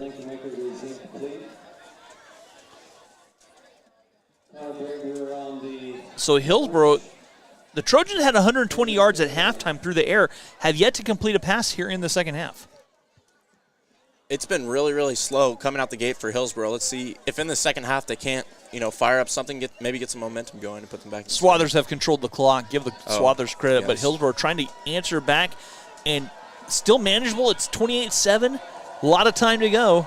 2:26 to go as Bolt will work from the gun. Play action pass. Bolt in the pocket. Flush from the pocket, working to his right. Airs it out, and that pass is overthrown and incomplete. And so maybe there might have been a light in the corner there for that for that ball to be caught, but Hillsboro didn't end up coming up with it. Yeah, it just sailed on him a little bit. 4th and 6. Ball at the 43-yard line. We'll see what head coach Demetrius Cox dials up.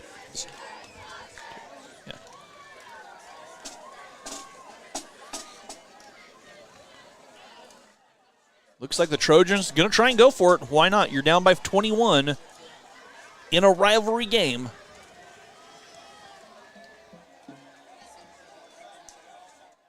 Bolt dropping back to pass. Airs out and has a man wide open. Looks like the defender fell down. Plenner with a completion or the catch. Spins out on the far side. Plenner down the sideline. Racing all the way down. Plenner and tackled. Brought down. Will White comes all the way across, and Plenner gets down from the 43 all the way down to the 2-yard line. And a fortunate break for Hillsboro there, as it looked as if the defender had a little trouble with his footing. 55 yards on the pitch and the catch.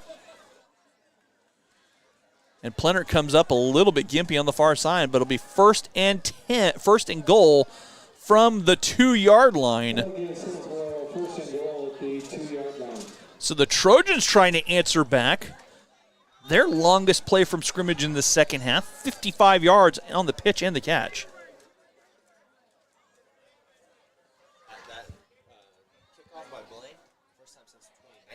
2019. Thank you, Adrian. First time since 2019 someone's housed a kickoff. Wow. In what? In Swather football since 2019. Oh, my goodness. So 4 years. We're going 4 years. Oh, First my time someone's gone to the gosh. house in 4 years. Timeout taken for an injured player on the far side. As Plenner's slow to get up a little bit. Hopefully he's okay. He's had a great night. That's his 5th catch so far, 75 yards on the night.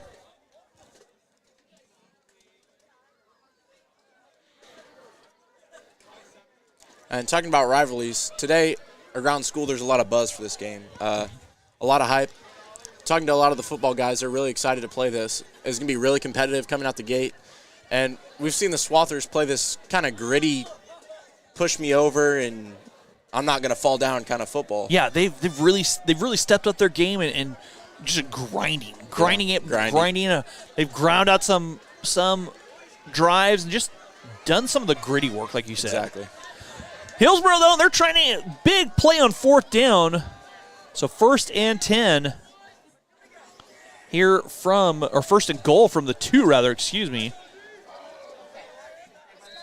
And they're out of the pistol this time.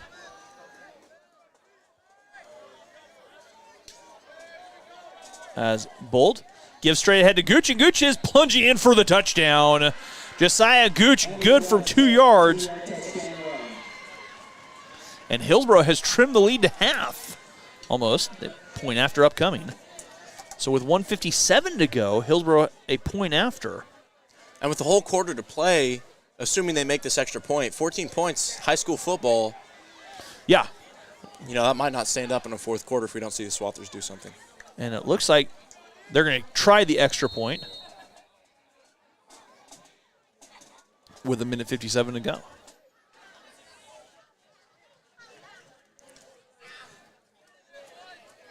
Wickert on to attempt the extra point from the 10. The kick is up, and it is good. So with 1:57 to go in the third, Heston 28, Hillsboro 14. I'll take this opportunity to thank all of our kids working tonight. They've done an awesome job, including Hunter Diller, Molly Martin, Ashley Lehman, Abby Proctor, Reagan Eilert, Casey Mason, Carter Fry, Ava McGill, Justice Large, Alexander Gale. Jillian Lance has come back. She's a freshman at KU. She's been helping out too. Meg Werner, Ty Unruh, Whit Rhodes, and Adrian Hernandez. You guys have done great. So thank you guys for stepping up and working so hard here on the Swather Sports Network. And like we said, if you guys are interested and you got kids out watching and want to be a part of it, you can be. It is a phenomenal program. Jump into the Swather Sports Network. We'd love to have you. Of course, and I came in with very little knowledge of how to do any of this, and everybody was great about, helping me out, teach me up, and encouraging me. Absolutely. Absolutely. It can be a career, and it can be a very good career, too. I have to say that I'm a communications major with a degree. I probably ought to plug that pretty hard, right? So, a minute 57 to go here. Hillsboro to kick off. Blaine Wilson will be back to receive. Nash Dickinson kicking for Hillsboro. Blaine Wilson back to receive for Heston.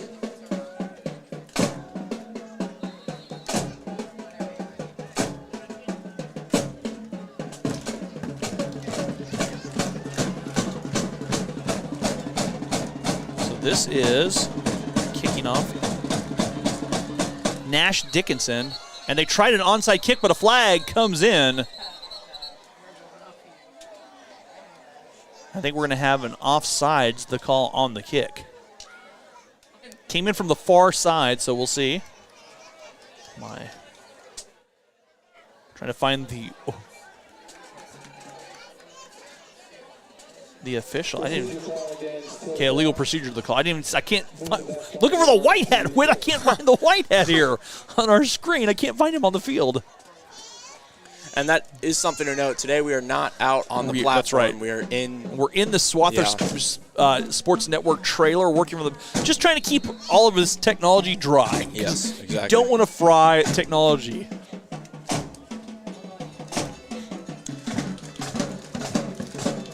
$1:57 to go. Here's the kick. This time Dickinson boots it on the far side, and Daxon Deering catching it. Daxon trying to cut out the field, and he is dropped right there on the carry, but the ball about the 35-yard line. Heston goes to work. 1st and 10 at the Swather 35-yard line. Hello? Someone phone ring? Hello? Oh. Minute 51 to go. 1st and 10. We'll see what the Swathers dial up here as our clock winding down here on the third quarter.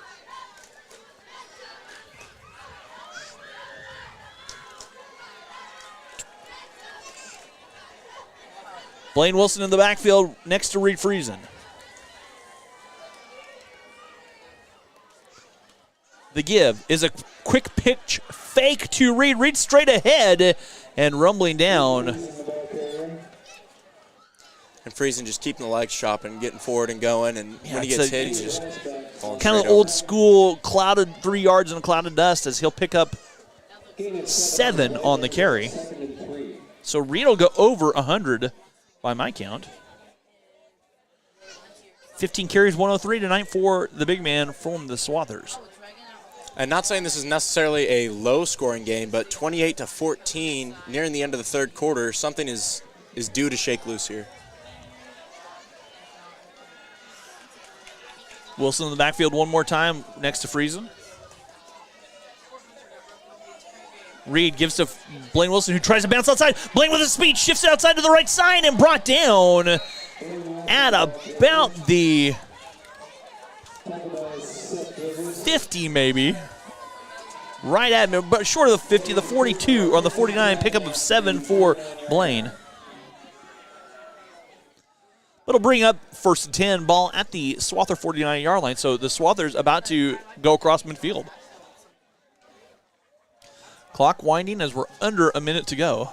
We're starting to get in that territory where the Swathers have been really, really extremely good at tonight. Just churning up real estate. Exactly.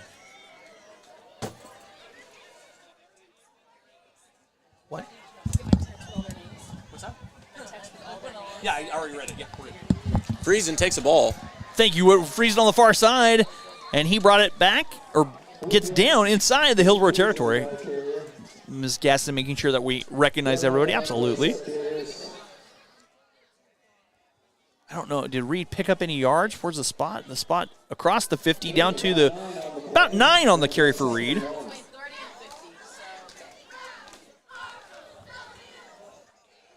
Reed push out of bounds, short of the sticks. 2nd and 1 here for the Swathers.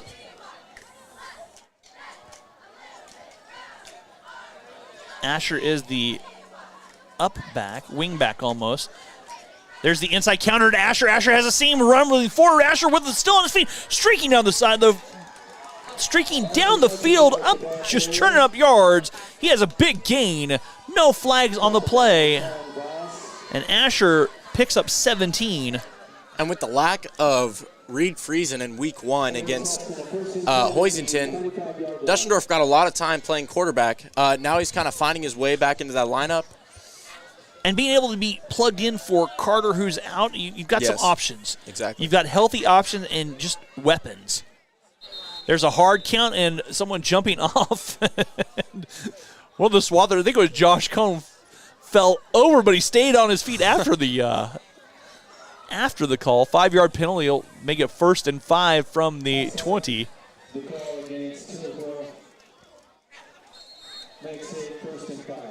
Clock winding. That's going to call it good here at the end of the 3rd quarter.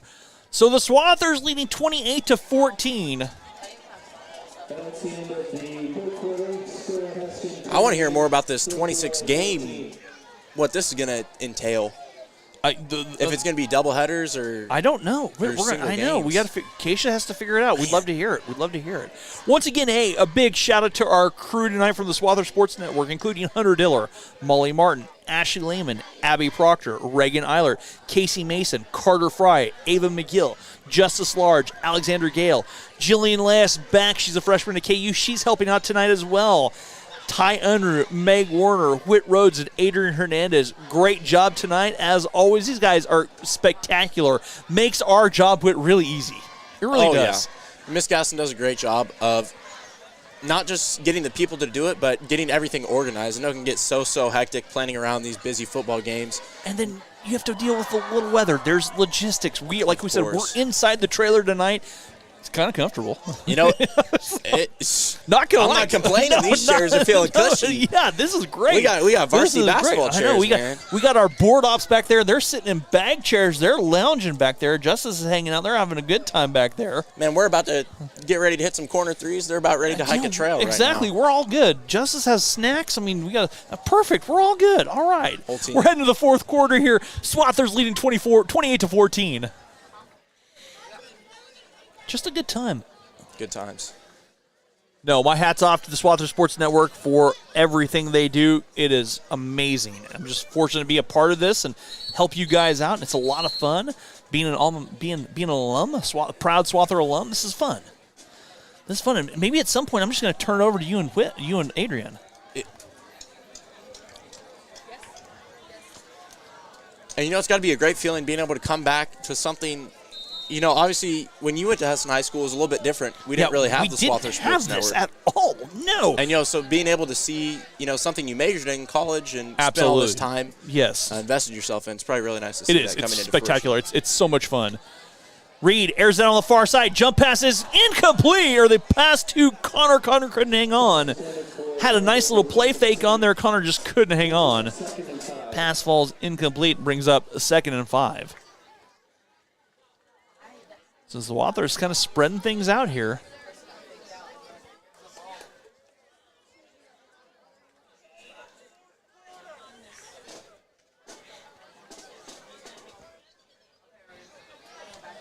Second and 5 here. The Swathers go one more time.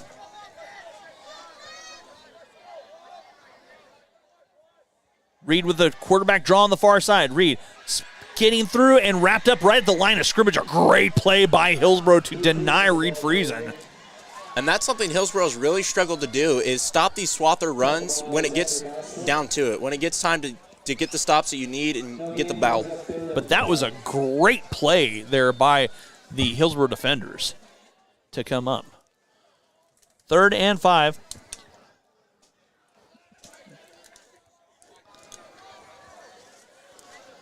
Gaston keeping us hydrated. And you know, I'm ready. If I had a football game later this week, you'd be hydrated. I'd be hydrated. We'd be hydrated. Yep. 3rd and 5 from the 20. Wilson in the backfield. Asher as the wing back. Reed in the backfield. Reed with the quarterback keeper. On the right side, Reed trying to bounce it out and still on his feet. Stringing out. Great stiff arm right there, but I don't know if he got to the line of scrimmage. That's good pursuit by Hillsboro to force Reed down. He didn't gain any yards. Good pursuit by Hillsboro, but I'm really impressed with these stiff arms. He threw off not one, but was fighting off a second Hillsboro defender there at the end of the play. So 4th and 5 here for the Swathers. Ball placed right at the 20-yard line. It's kind of a slow developing play that never developed. I think the hole was supposed to go up the middle. No one there. Reed tried to bounce it out, and Hillsboro just with great pursuit. Great pursuit by the Trojans. Great hustle.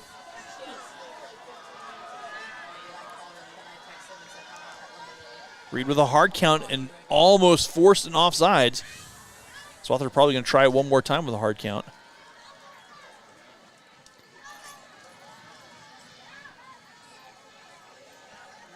They're letting that clock wind it down here, and then a timeout taken. So Hillsboro did not fall for the hard count that time. And almost icing this Hillsboro defense. The Swathers can't see if they can't mix it up, come back out, and put some points on the board. 9:59 to go. We're in the 4th quarter. I don't even know what time it is. Okay, let's see what time it is. All right, we're good. We're in good shape.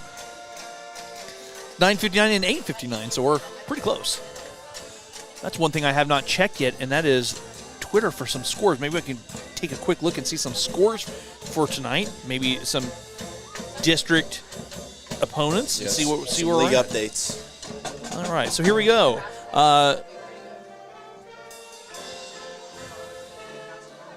Junction. This is Class 4A. Junction City. They're 6A. 14. McPherson 2. Wow. Don't see that very often. Free State over Olathe East 10-7. Rock Creek over Raleigh County. This is end of the 3rd, 14-6. Okay. Here's some other end of the third scores. Brewster Tri-Plains 23, Moscow 22. Attica and Orgonia 30, Skyline 14, McLeod 46, Mar Hill 12, Goddard over Andover 47-8. Centralia over Onega 48-0. Marion 28, Hutch Trinity 21. As we're back to action coming up here. 4th and 5. And it's getting down to it now, 4th quarter. Reed Friesen airs down on the far side. That pass is batted away. Great coverage by Lincoln Weichert. Lincoln Weichert with a great play to force the incompletion.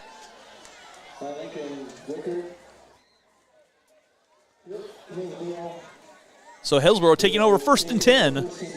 Just got a Snapchat that we're live in Ohio.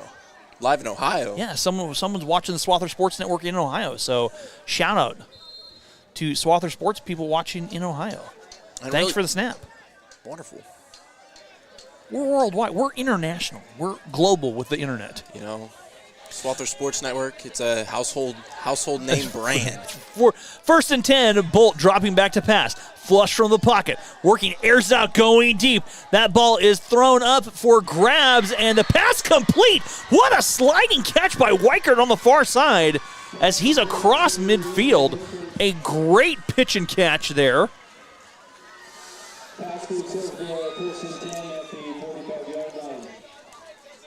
Pickup of 35. I'm not quite sure how they got that off. It seemed as if there was one lonely white jersey sort of running around in the middle of the field. Plenty of Swathers in coverage. Yeah, it was a great readjustment on the route. First and 10. And there's a give to Gooch trying the middle of the field. Don't think he got any, as I think he brought down right at the line of scrimmage. No gain on the play, brings up 2nd and 10. 210 yards passing tonight for Bolt.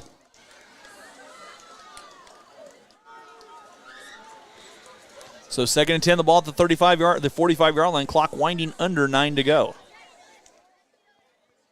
Bolt dropping back to pass.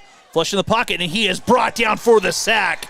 There's a lot of Swathers in on top of Bolt there. Oh, yeah. Oh, yeah, that was hype. And we see a lot of the Swather defensive line, some very physical players. Aiden O'Halloran in there for the sack, and Bolt loses 4. I'll tell you, Aiden O'Halloran is not the guy I want tackling me. No, there's a lot of guys on the Swather team that I don't want to be tackled by. It's very manly. But I'm old and I'll break, so that makes more sense too. Yeah. 3rd and 16 after the sack. Bo Warden waving to the fans.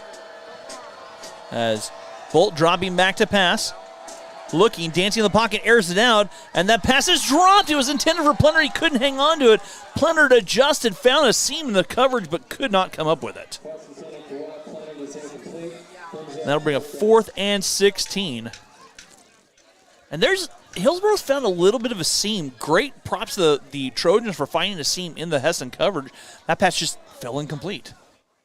And let's see if these Trojans can't start choosing plays to find these seams in the Swathers defense.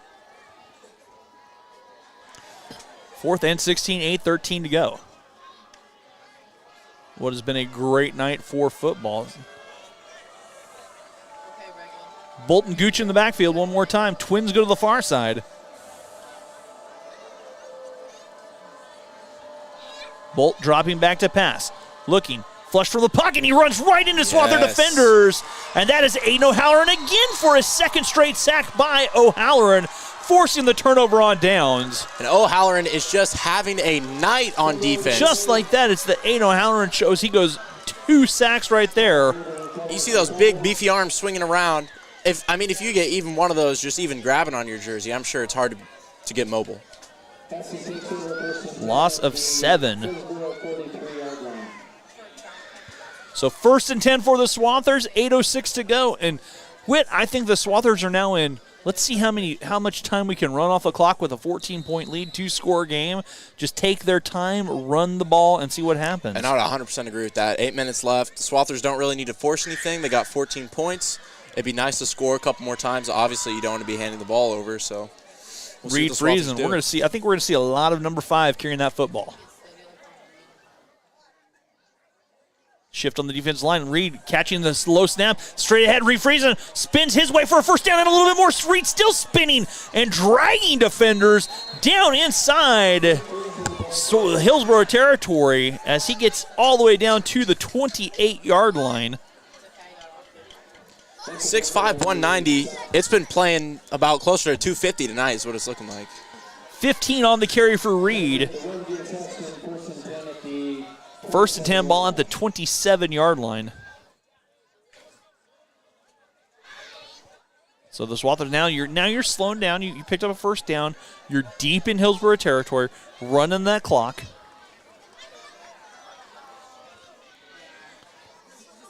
As Reed and Blaine with Asher as the up back.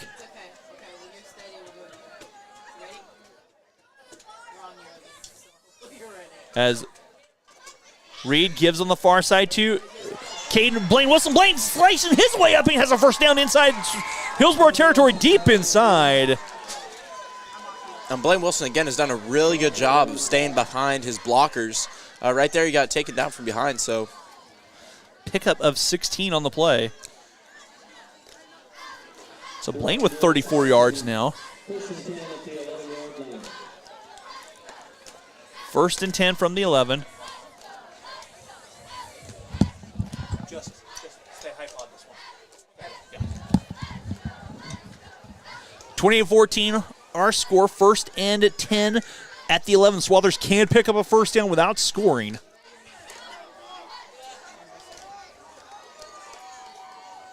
There's a low snap, and Reed dives on it, and the Swathers lose yardage as they'll back it up to the 24, so a loss of 13. And that's just kind of tough there when you lose 13 on a carry, on a snap, and those are charged to the quarterback because he fell on it. And it's been real slippery tonight, and I mean, you almost can't blame Friesen at all. Some low snaps. From our vantage point, you can't quite see it, but we're in the trailer. You can see the moisture. You can just see the moisture coming up from the field. Yeah. It's wet. It's slimy. It's slick. Second and 23 for the Swathers. Second and 22, rather.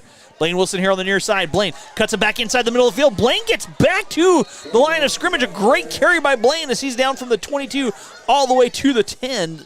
So that's a pickup of 10. Or 12. No, 10 rather, from the 11. Math is hard. Goodness. Well, spotting, figuring things out. Third and 11 here for the Swathers, ball on the 12-yard line. Pickup of 11. Blaine now with 45 yards on 5 carries. That's 9 a pop for him. Finding some seams late. So Reed, again, Twins here on the near side. 5 and change to go. Reed gives to Blaine. The ball pops loose. Blaine gets it back, cuts inside, and churns up a few more yards as he's down inside the 10, down to about the 8-yard line. Pickup of 4 for Blaine. With these short little run plays, it's almost like the Swathers are absolutely stabbing this this clock here and just watching it bleed out. Timeout taken by the Trojans here with 5:05 to go. Swathers leading 28-14. Do a quick check of some more scores. Following scores in Kansas. Oh, here's a battle for you, Whit. With 7:01 to go, you've got the number 2 team in 6A, the Wichita Northwest playing the number 2 team in 5A, Cape and Mount Carmel. It's 42-35, Northwest ahead of Cape. That's a battle down there in Wichita. Got some final scores here, too, as well. Fort Scott beating Indy.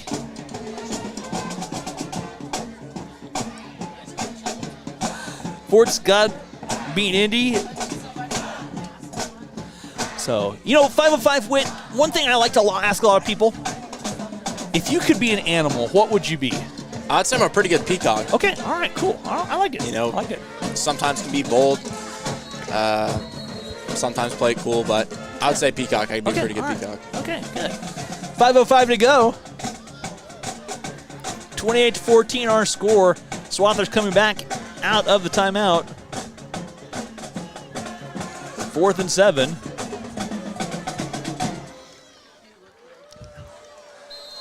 Oh, and Ethan Strong on to kick a field goal. This will be a 25-yard field goal attempt.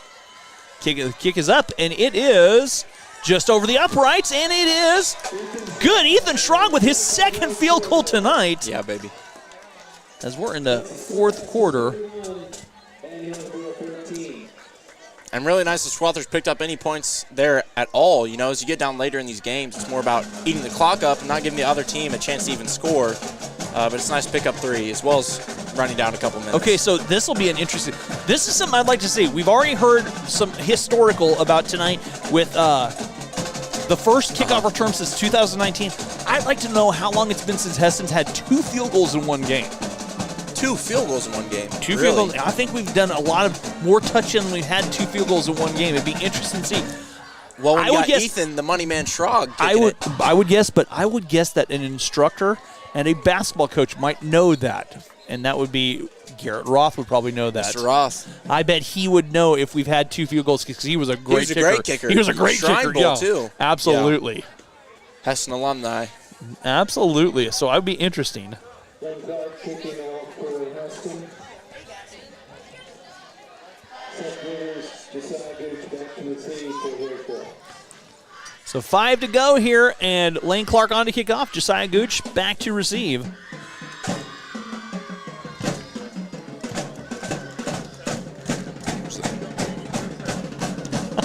There's the kick.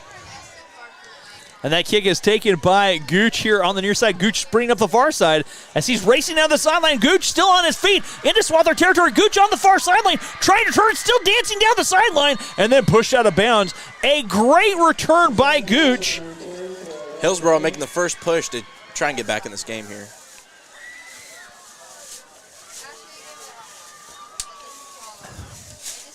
So Hillsboro with a great return there.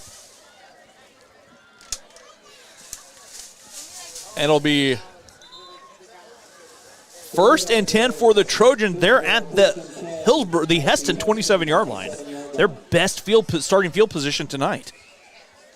And now it's time to see what the Swather defense can do when they get closer and closer to the end zone. Hillsboro, that is. The last kick return was by Max Arnold.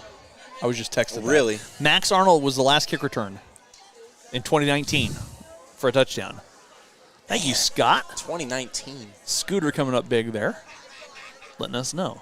That's the one thing people, they will text in. They'll text us and let us know things. I love that. Maybe sometimes some friendly wagers. Random Swather history facts. It's all welcome. I love it. 4:48 to go. Hillsboro 1st and 10 at the 27-yard line. On a wonderful high school night for football. Heston up by 17. I remember coaching Max in baseball. That was a lot of fun. He's one of those Heston guys. You get some guys who go through the high school and you're just, man, they are Heston. He's one of those guys. Bolt dropping back to pass. Quick pass is complete to Hazlitt. As Hazlitt with a nice little inside slant route to pick up the first down. Picks up 12 on the pitch and the catch. Play gets Hillsboro 1st and 10 at the 15-yard line. So Bolt now with 227 passing.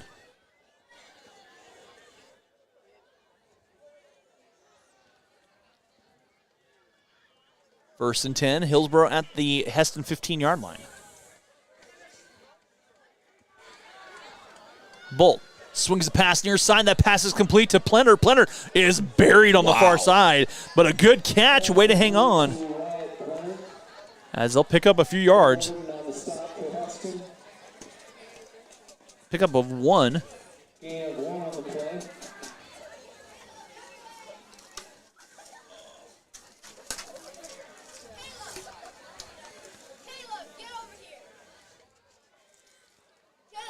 $3:50 to go.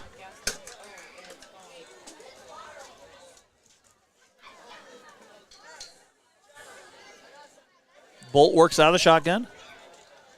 Dropping back. Flush to his left. Running. Airs it out. That pass is incomplete. And the clock just keeps ticking for the Hillsboro Trojans tonight. 3:33 left. We're here in the fourth quarter, 31-14.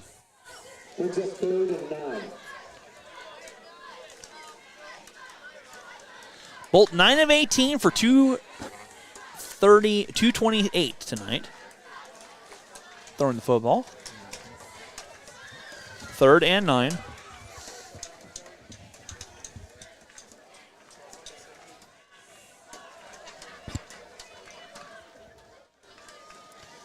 They'll work out of the gun one more time. They've worked out of the gun and the pistol tonight. They're out of the gun. Bolt dropping back. A little screen pass, middle screen complete to Gooch. And Gooch inside, but stops short of the goal line. And a nicely executed play by the Trojans to run that middle screen. Swathers were bringing pressure. And they've done a really Looks like we got a player down. We do. We have a player down. So the pass resulting in a first down.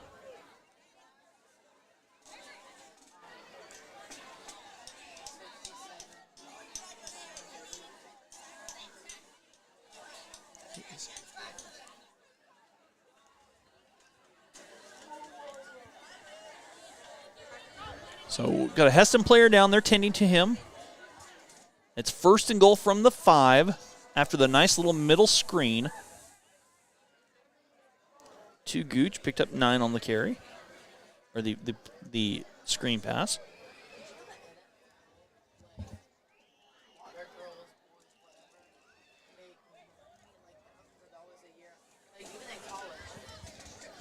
.326 to go, and Hillsboro first and goal. The Trojans still fighting. It is a rivalry game. Down 31-17. And this is a really nice 31-14, bounce back excuse me, 31-14. for the Swathers, who had some difficulties in the first 2 weeks here. First 2 weeks, but yeah, it goes back to what Bowerly said right here about discussion of working over the weekend and the keys of the game, and I think they won the money downs obviously tonight. I think the Swathers won, and they finished drives in the end zone tonight as well. Whether they were touchdowns or field goals, they put points up when they needed to and had those chances. And it's really about the changes that they're making, going forward. Because once you get to the playoffs, pitch to Gooch. Gooch rumbles in, and Josiah Gooch has himself a Trojan touchdown, a 5-yard touchdown run by Gooch, which will bring up the most exciting play in high school football, the onside kick.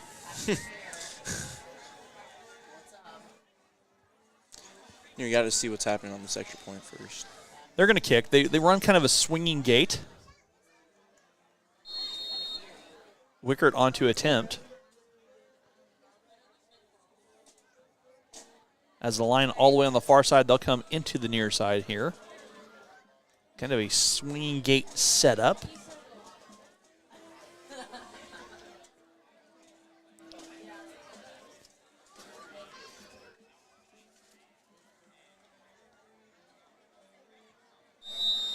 Kick is up, and it is good. Kick was good by Wickert. Making the score Heston 31 and Hillsboro 21. 31-21 with 3:12 to go. Get some more scores here for you guys. See if we can find. We're just going to find all scores we can find. Here's a number 1 ranked showdown. Jefferson County North 36, Wabunzi 34. All right. Kingman beating Wichita Trinity 35-6. There are a couple of Heston opponents coming up right there. Yeah, we'll see Trinity. Southeast of Saline 60, Minneapolis 6. Cheney beating Douglas 41-0. Andale continuing their dominance. They beat El Dorado 73-0. Sterling with a huge upset of number 2 ranked Sedgwick, 41-6 tonight. So now we'll see. Swathers are up in protect the onside kick. You got your hands team on, including Reed Friesen. I don't think I know the last time I've seen a quarterback on the kick return team. It's not often you see it, but tonight he's just been so physical. And you got your hands teamers out there. You're going to try and pounce on this ball. Onside kick, and the ball flips forward, and I think the Swathers have it at midfield. It is recovered by Asher Dutchendorf. So 3:11 to go. 2 timeouts for the Trojans, trailing by 10. Still a 2-score game. And it's time for the Swathers to let this clock just ooze out. Grind out. Gives Heston the ball at the. So Reed Friesen went, by my count, 20 carries for 114 yards. Asher Dutchendorf with 6 carries for 43. Carter Gonzalez with 10 for 85. And Blaine Wilson for 6 for 49. So the Swathers getting it done on the ground. Straight ahead, Reed Friesen rumbling forward. He'll pick up carries, a few more yards. The ball's at the 40, 49. He falls forward and gets 1. We'll give him 1. Yard's a yard. Take your lick. And he's right back to it. And let that clock move. Yep. You're running that clock. You're moving that clock.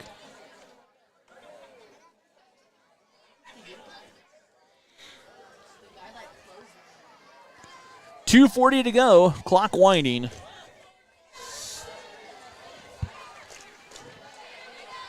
As Reed working. Blaine Wilson is in the backfield.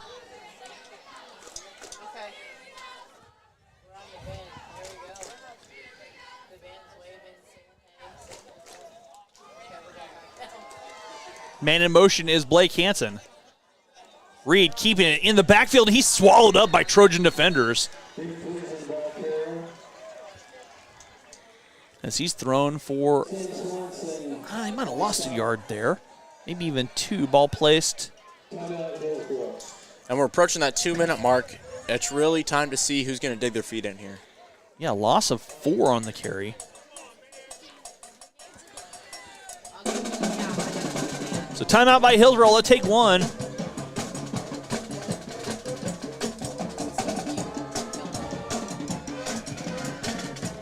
As we start to wind down the evening, the weather still just magnificent. Phenomenal weather. Phenomenal weather. You know, some of that precipitation's kind of gone away.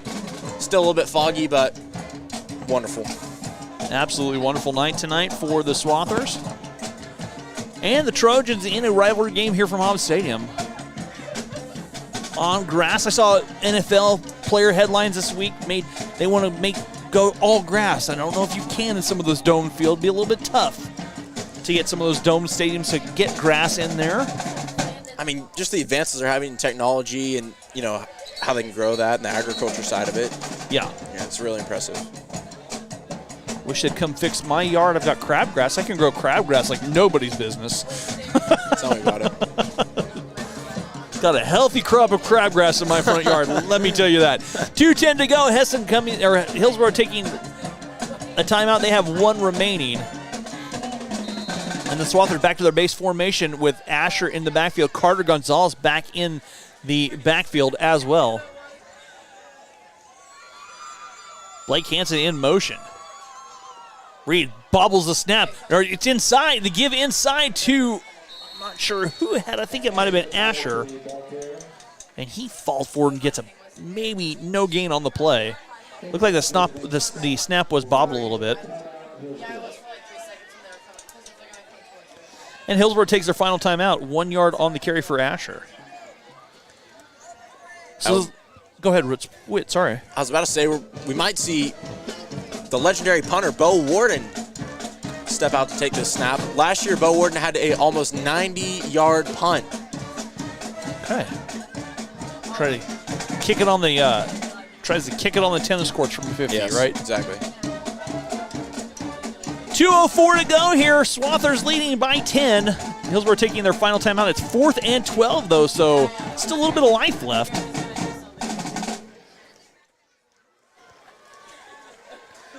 As the Swathers come out of the final timeout, they're trying to set their offense up, see what they have.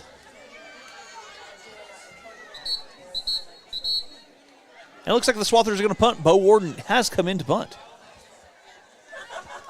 I don't think he wants to kick it 90 yards here on the 49. No, but we'll see something high. It is going to be very high, very spinny. So here's the snap. Bo's kick gets it away, a high kick, and that is down at about the 30 and takes a Swather bounce, and it will be stopped right on the 30-yard line. So Hillsboro goes to work 1st and 10 from their own 30-yard line. And I bet we're going to see some fireworks in the air coming up from Dawson Bolt, who is 10 for 19 passing for 220, or for, for. And it's time to go. I mean, if Hillsboro wants to make a move, a minute 53 left, they need to get downfield in a hurry. Bolt dropping back. Flushed from the backside. Bolt still on his feet, dancing on the sideline, and skips out of bounds. pickup of about 7, I guess. It looks like he's out of bounds about the 36.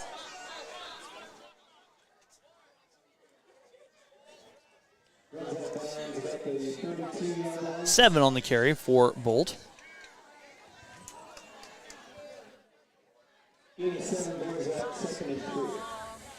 So 2nd and 3. As Bolt went out of bounds, clock does stop.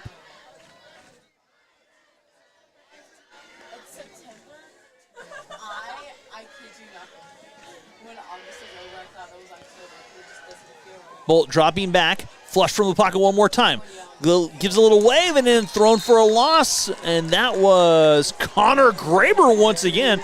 Connor's had himself a great game.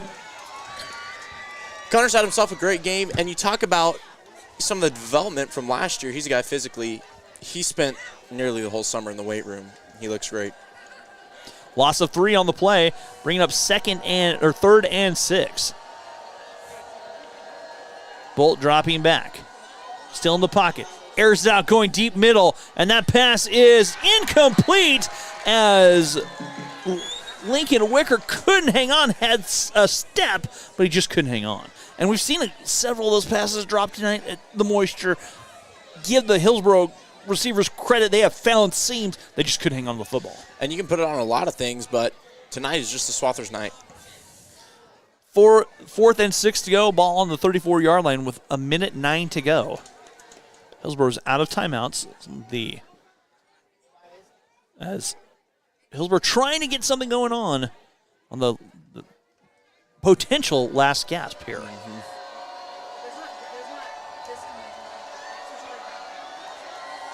As Bolt trying to air it, finds a pass on the middle side.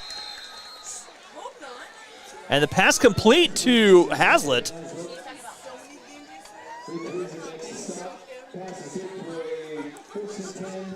First down as they pick up the yardage needed there. They pick up 9. And the clock's running here. Clock resets and starts. High snap, Bolt dropping back. Bolt on the near side, finds that same 2. Plenner cuts inside. Plenner racing down the sideline. Plenner is going to take it to the house with 42 seconds to go. A 43-yard pitch and catch. And a touchdown there for Plennert. And a big play as this game is not over yet.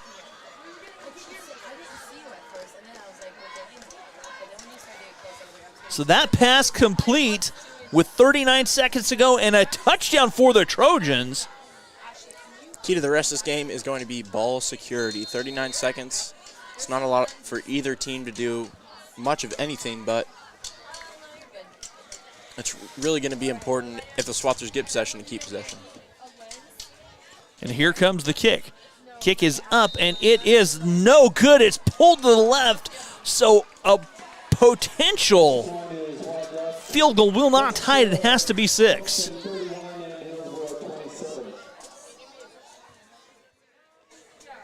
(31-27), and we're going to see another onside kick.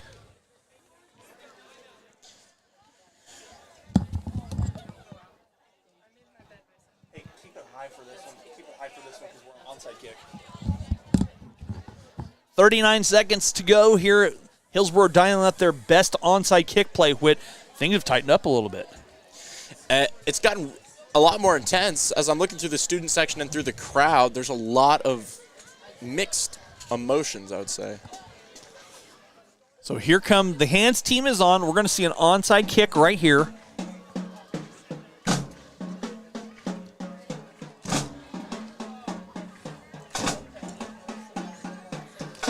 .39 seconds to go.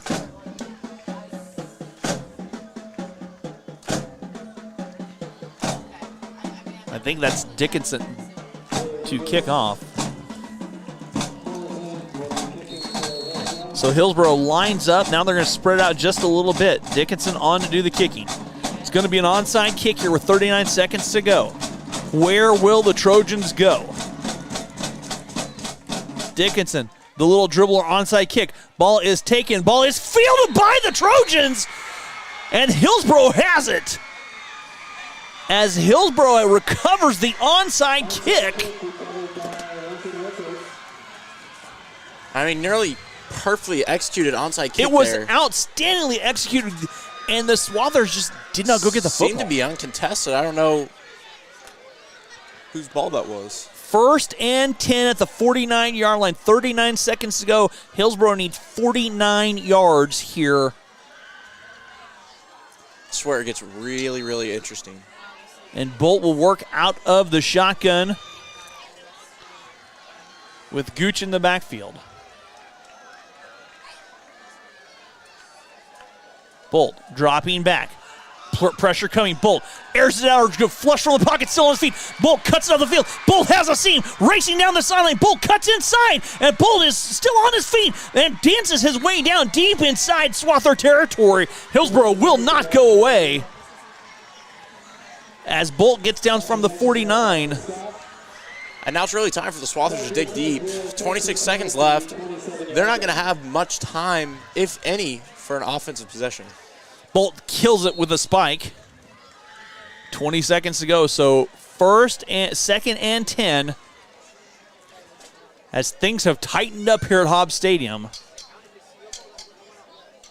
With 5 minutes to go, Heston led 31-14, but Hillsboro has made a furious comeback in this contest.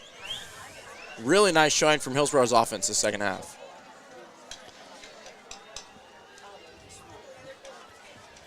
As here come the Trojans. 2nd and 10 after the spike.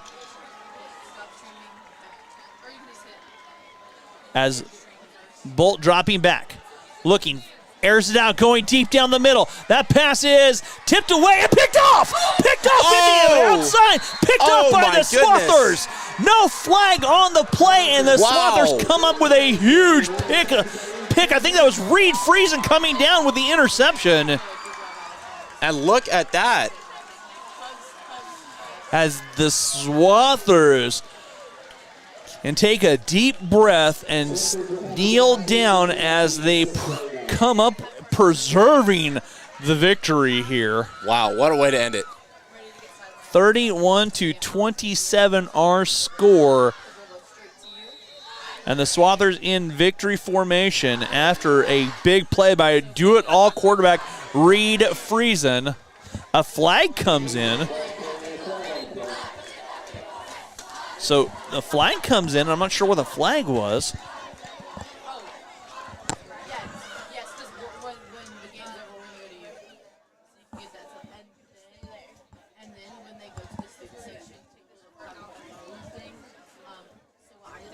I didn't see what the call was. What did you? I haven't seen anything yet.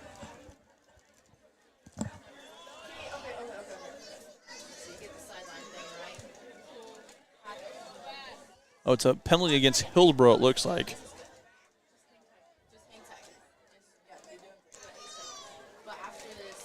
Personal foul is Heston at the 21-yard line.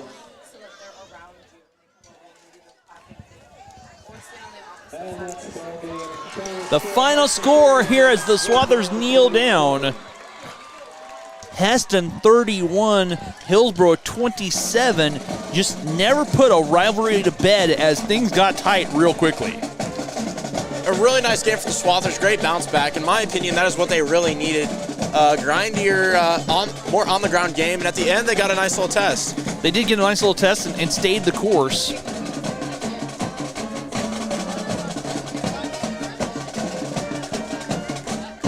So going over some numbers here real quick. Swathers went ground. They went ground. They only had 27 yards in the air, but 294 on the ground tonight. 321 for the total by my count. Reed Friesen leading the way, 22 carries for 111 yards. Carter Gonzalez with 10 carries for 85 yards and a couple touchdowns. 49 yards for both Asher Dutchendorf and Blaine Wilson. And, you know, if you had to highlight some players' names tonight, Reed Friesen is one I go to Absolutely. instantly. The Swathers trusted him. And they came up with a big interception, exactly. too. At the end of the game there, Friesen has an interception to essentially close out the game. So then the Trojans come up with 366 yards, 289 yards in the air from Dawson Bolt, 77 on the ground. And the Swathers coming up with the victory and finally picking up that elusive first victory. Heston moving to 1-2 on the night. The Trojans falling to 2-1. Whit, great job tonight as always, my friend. It was a lot of fun. We have had a lot of fun here on the Swather Sports Network. We will be right back here next Friday night, kickoff at 7 o'clock from Hobbs Stadium. Of course. Thanks for having me. For Whit Rhodes, I'm Rusty Witcher saying thank you and good night from the Swather Sports Network.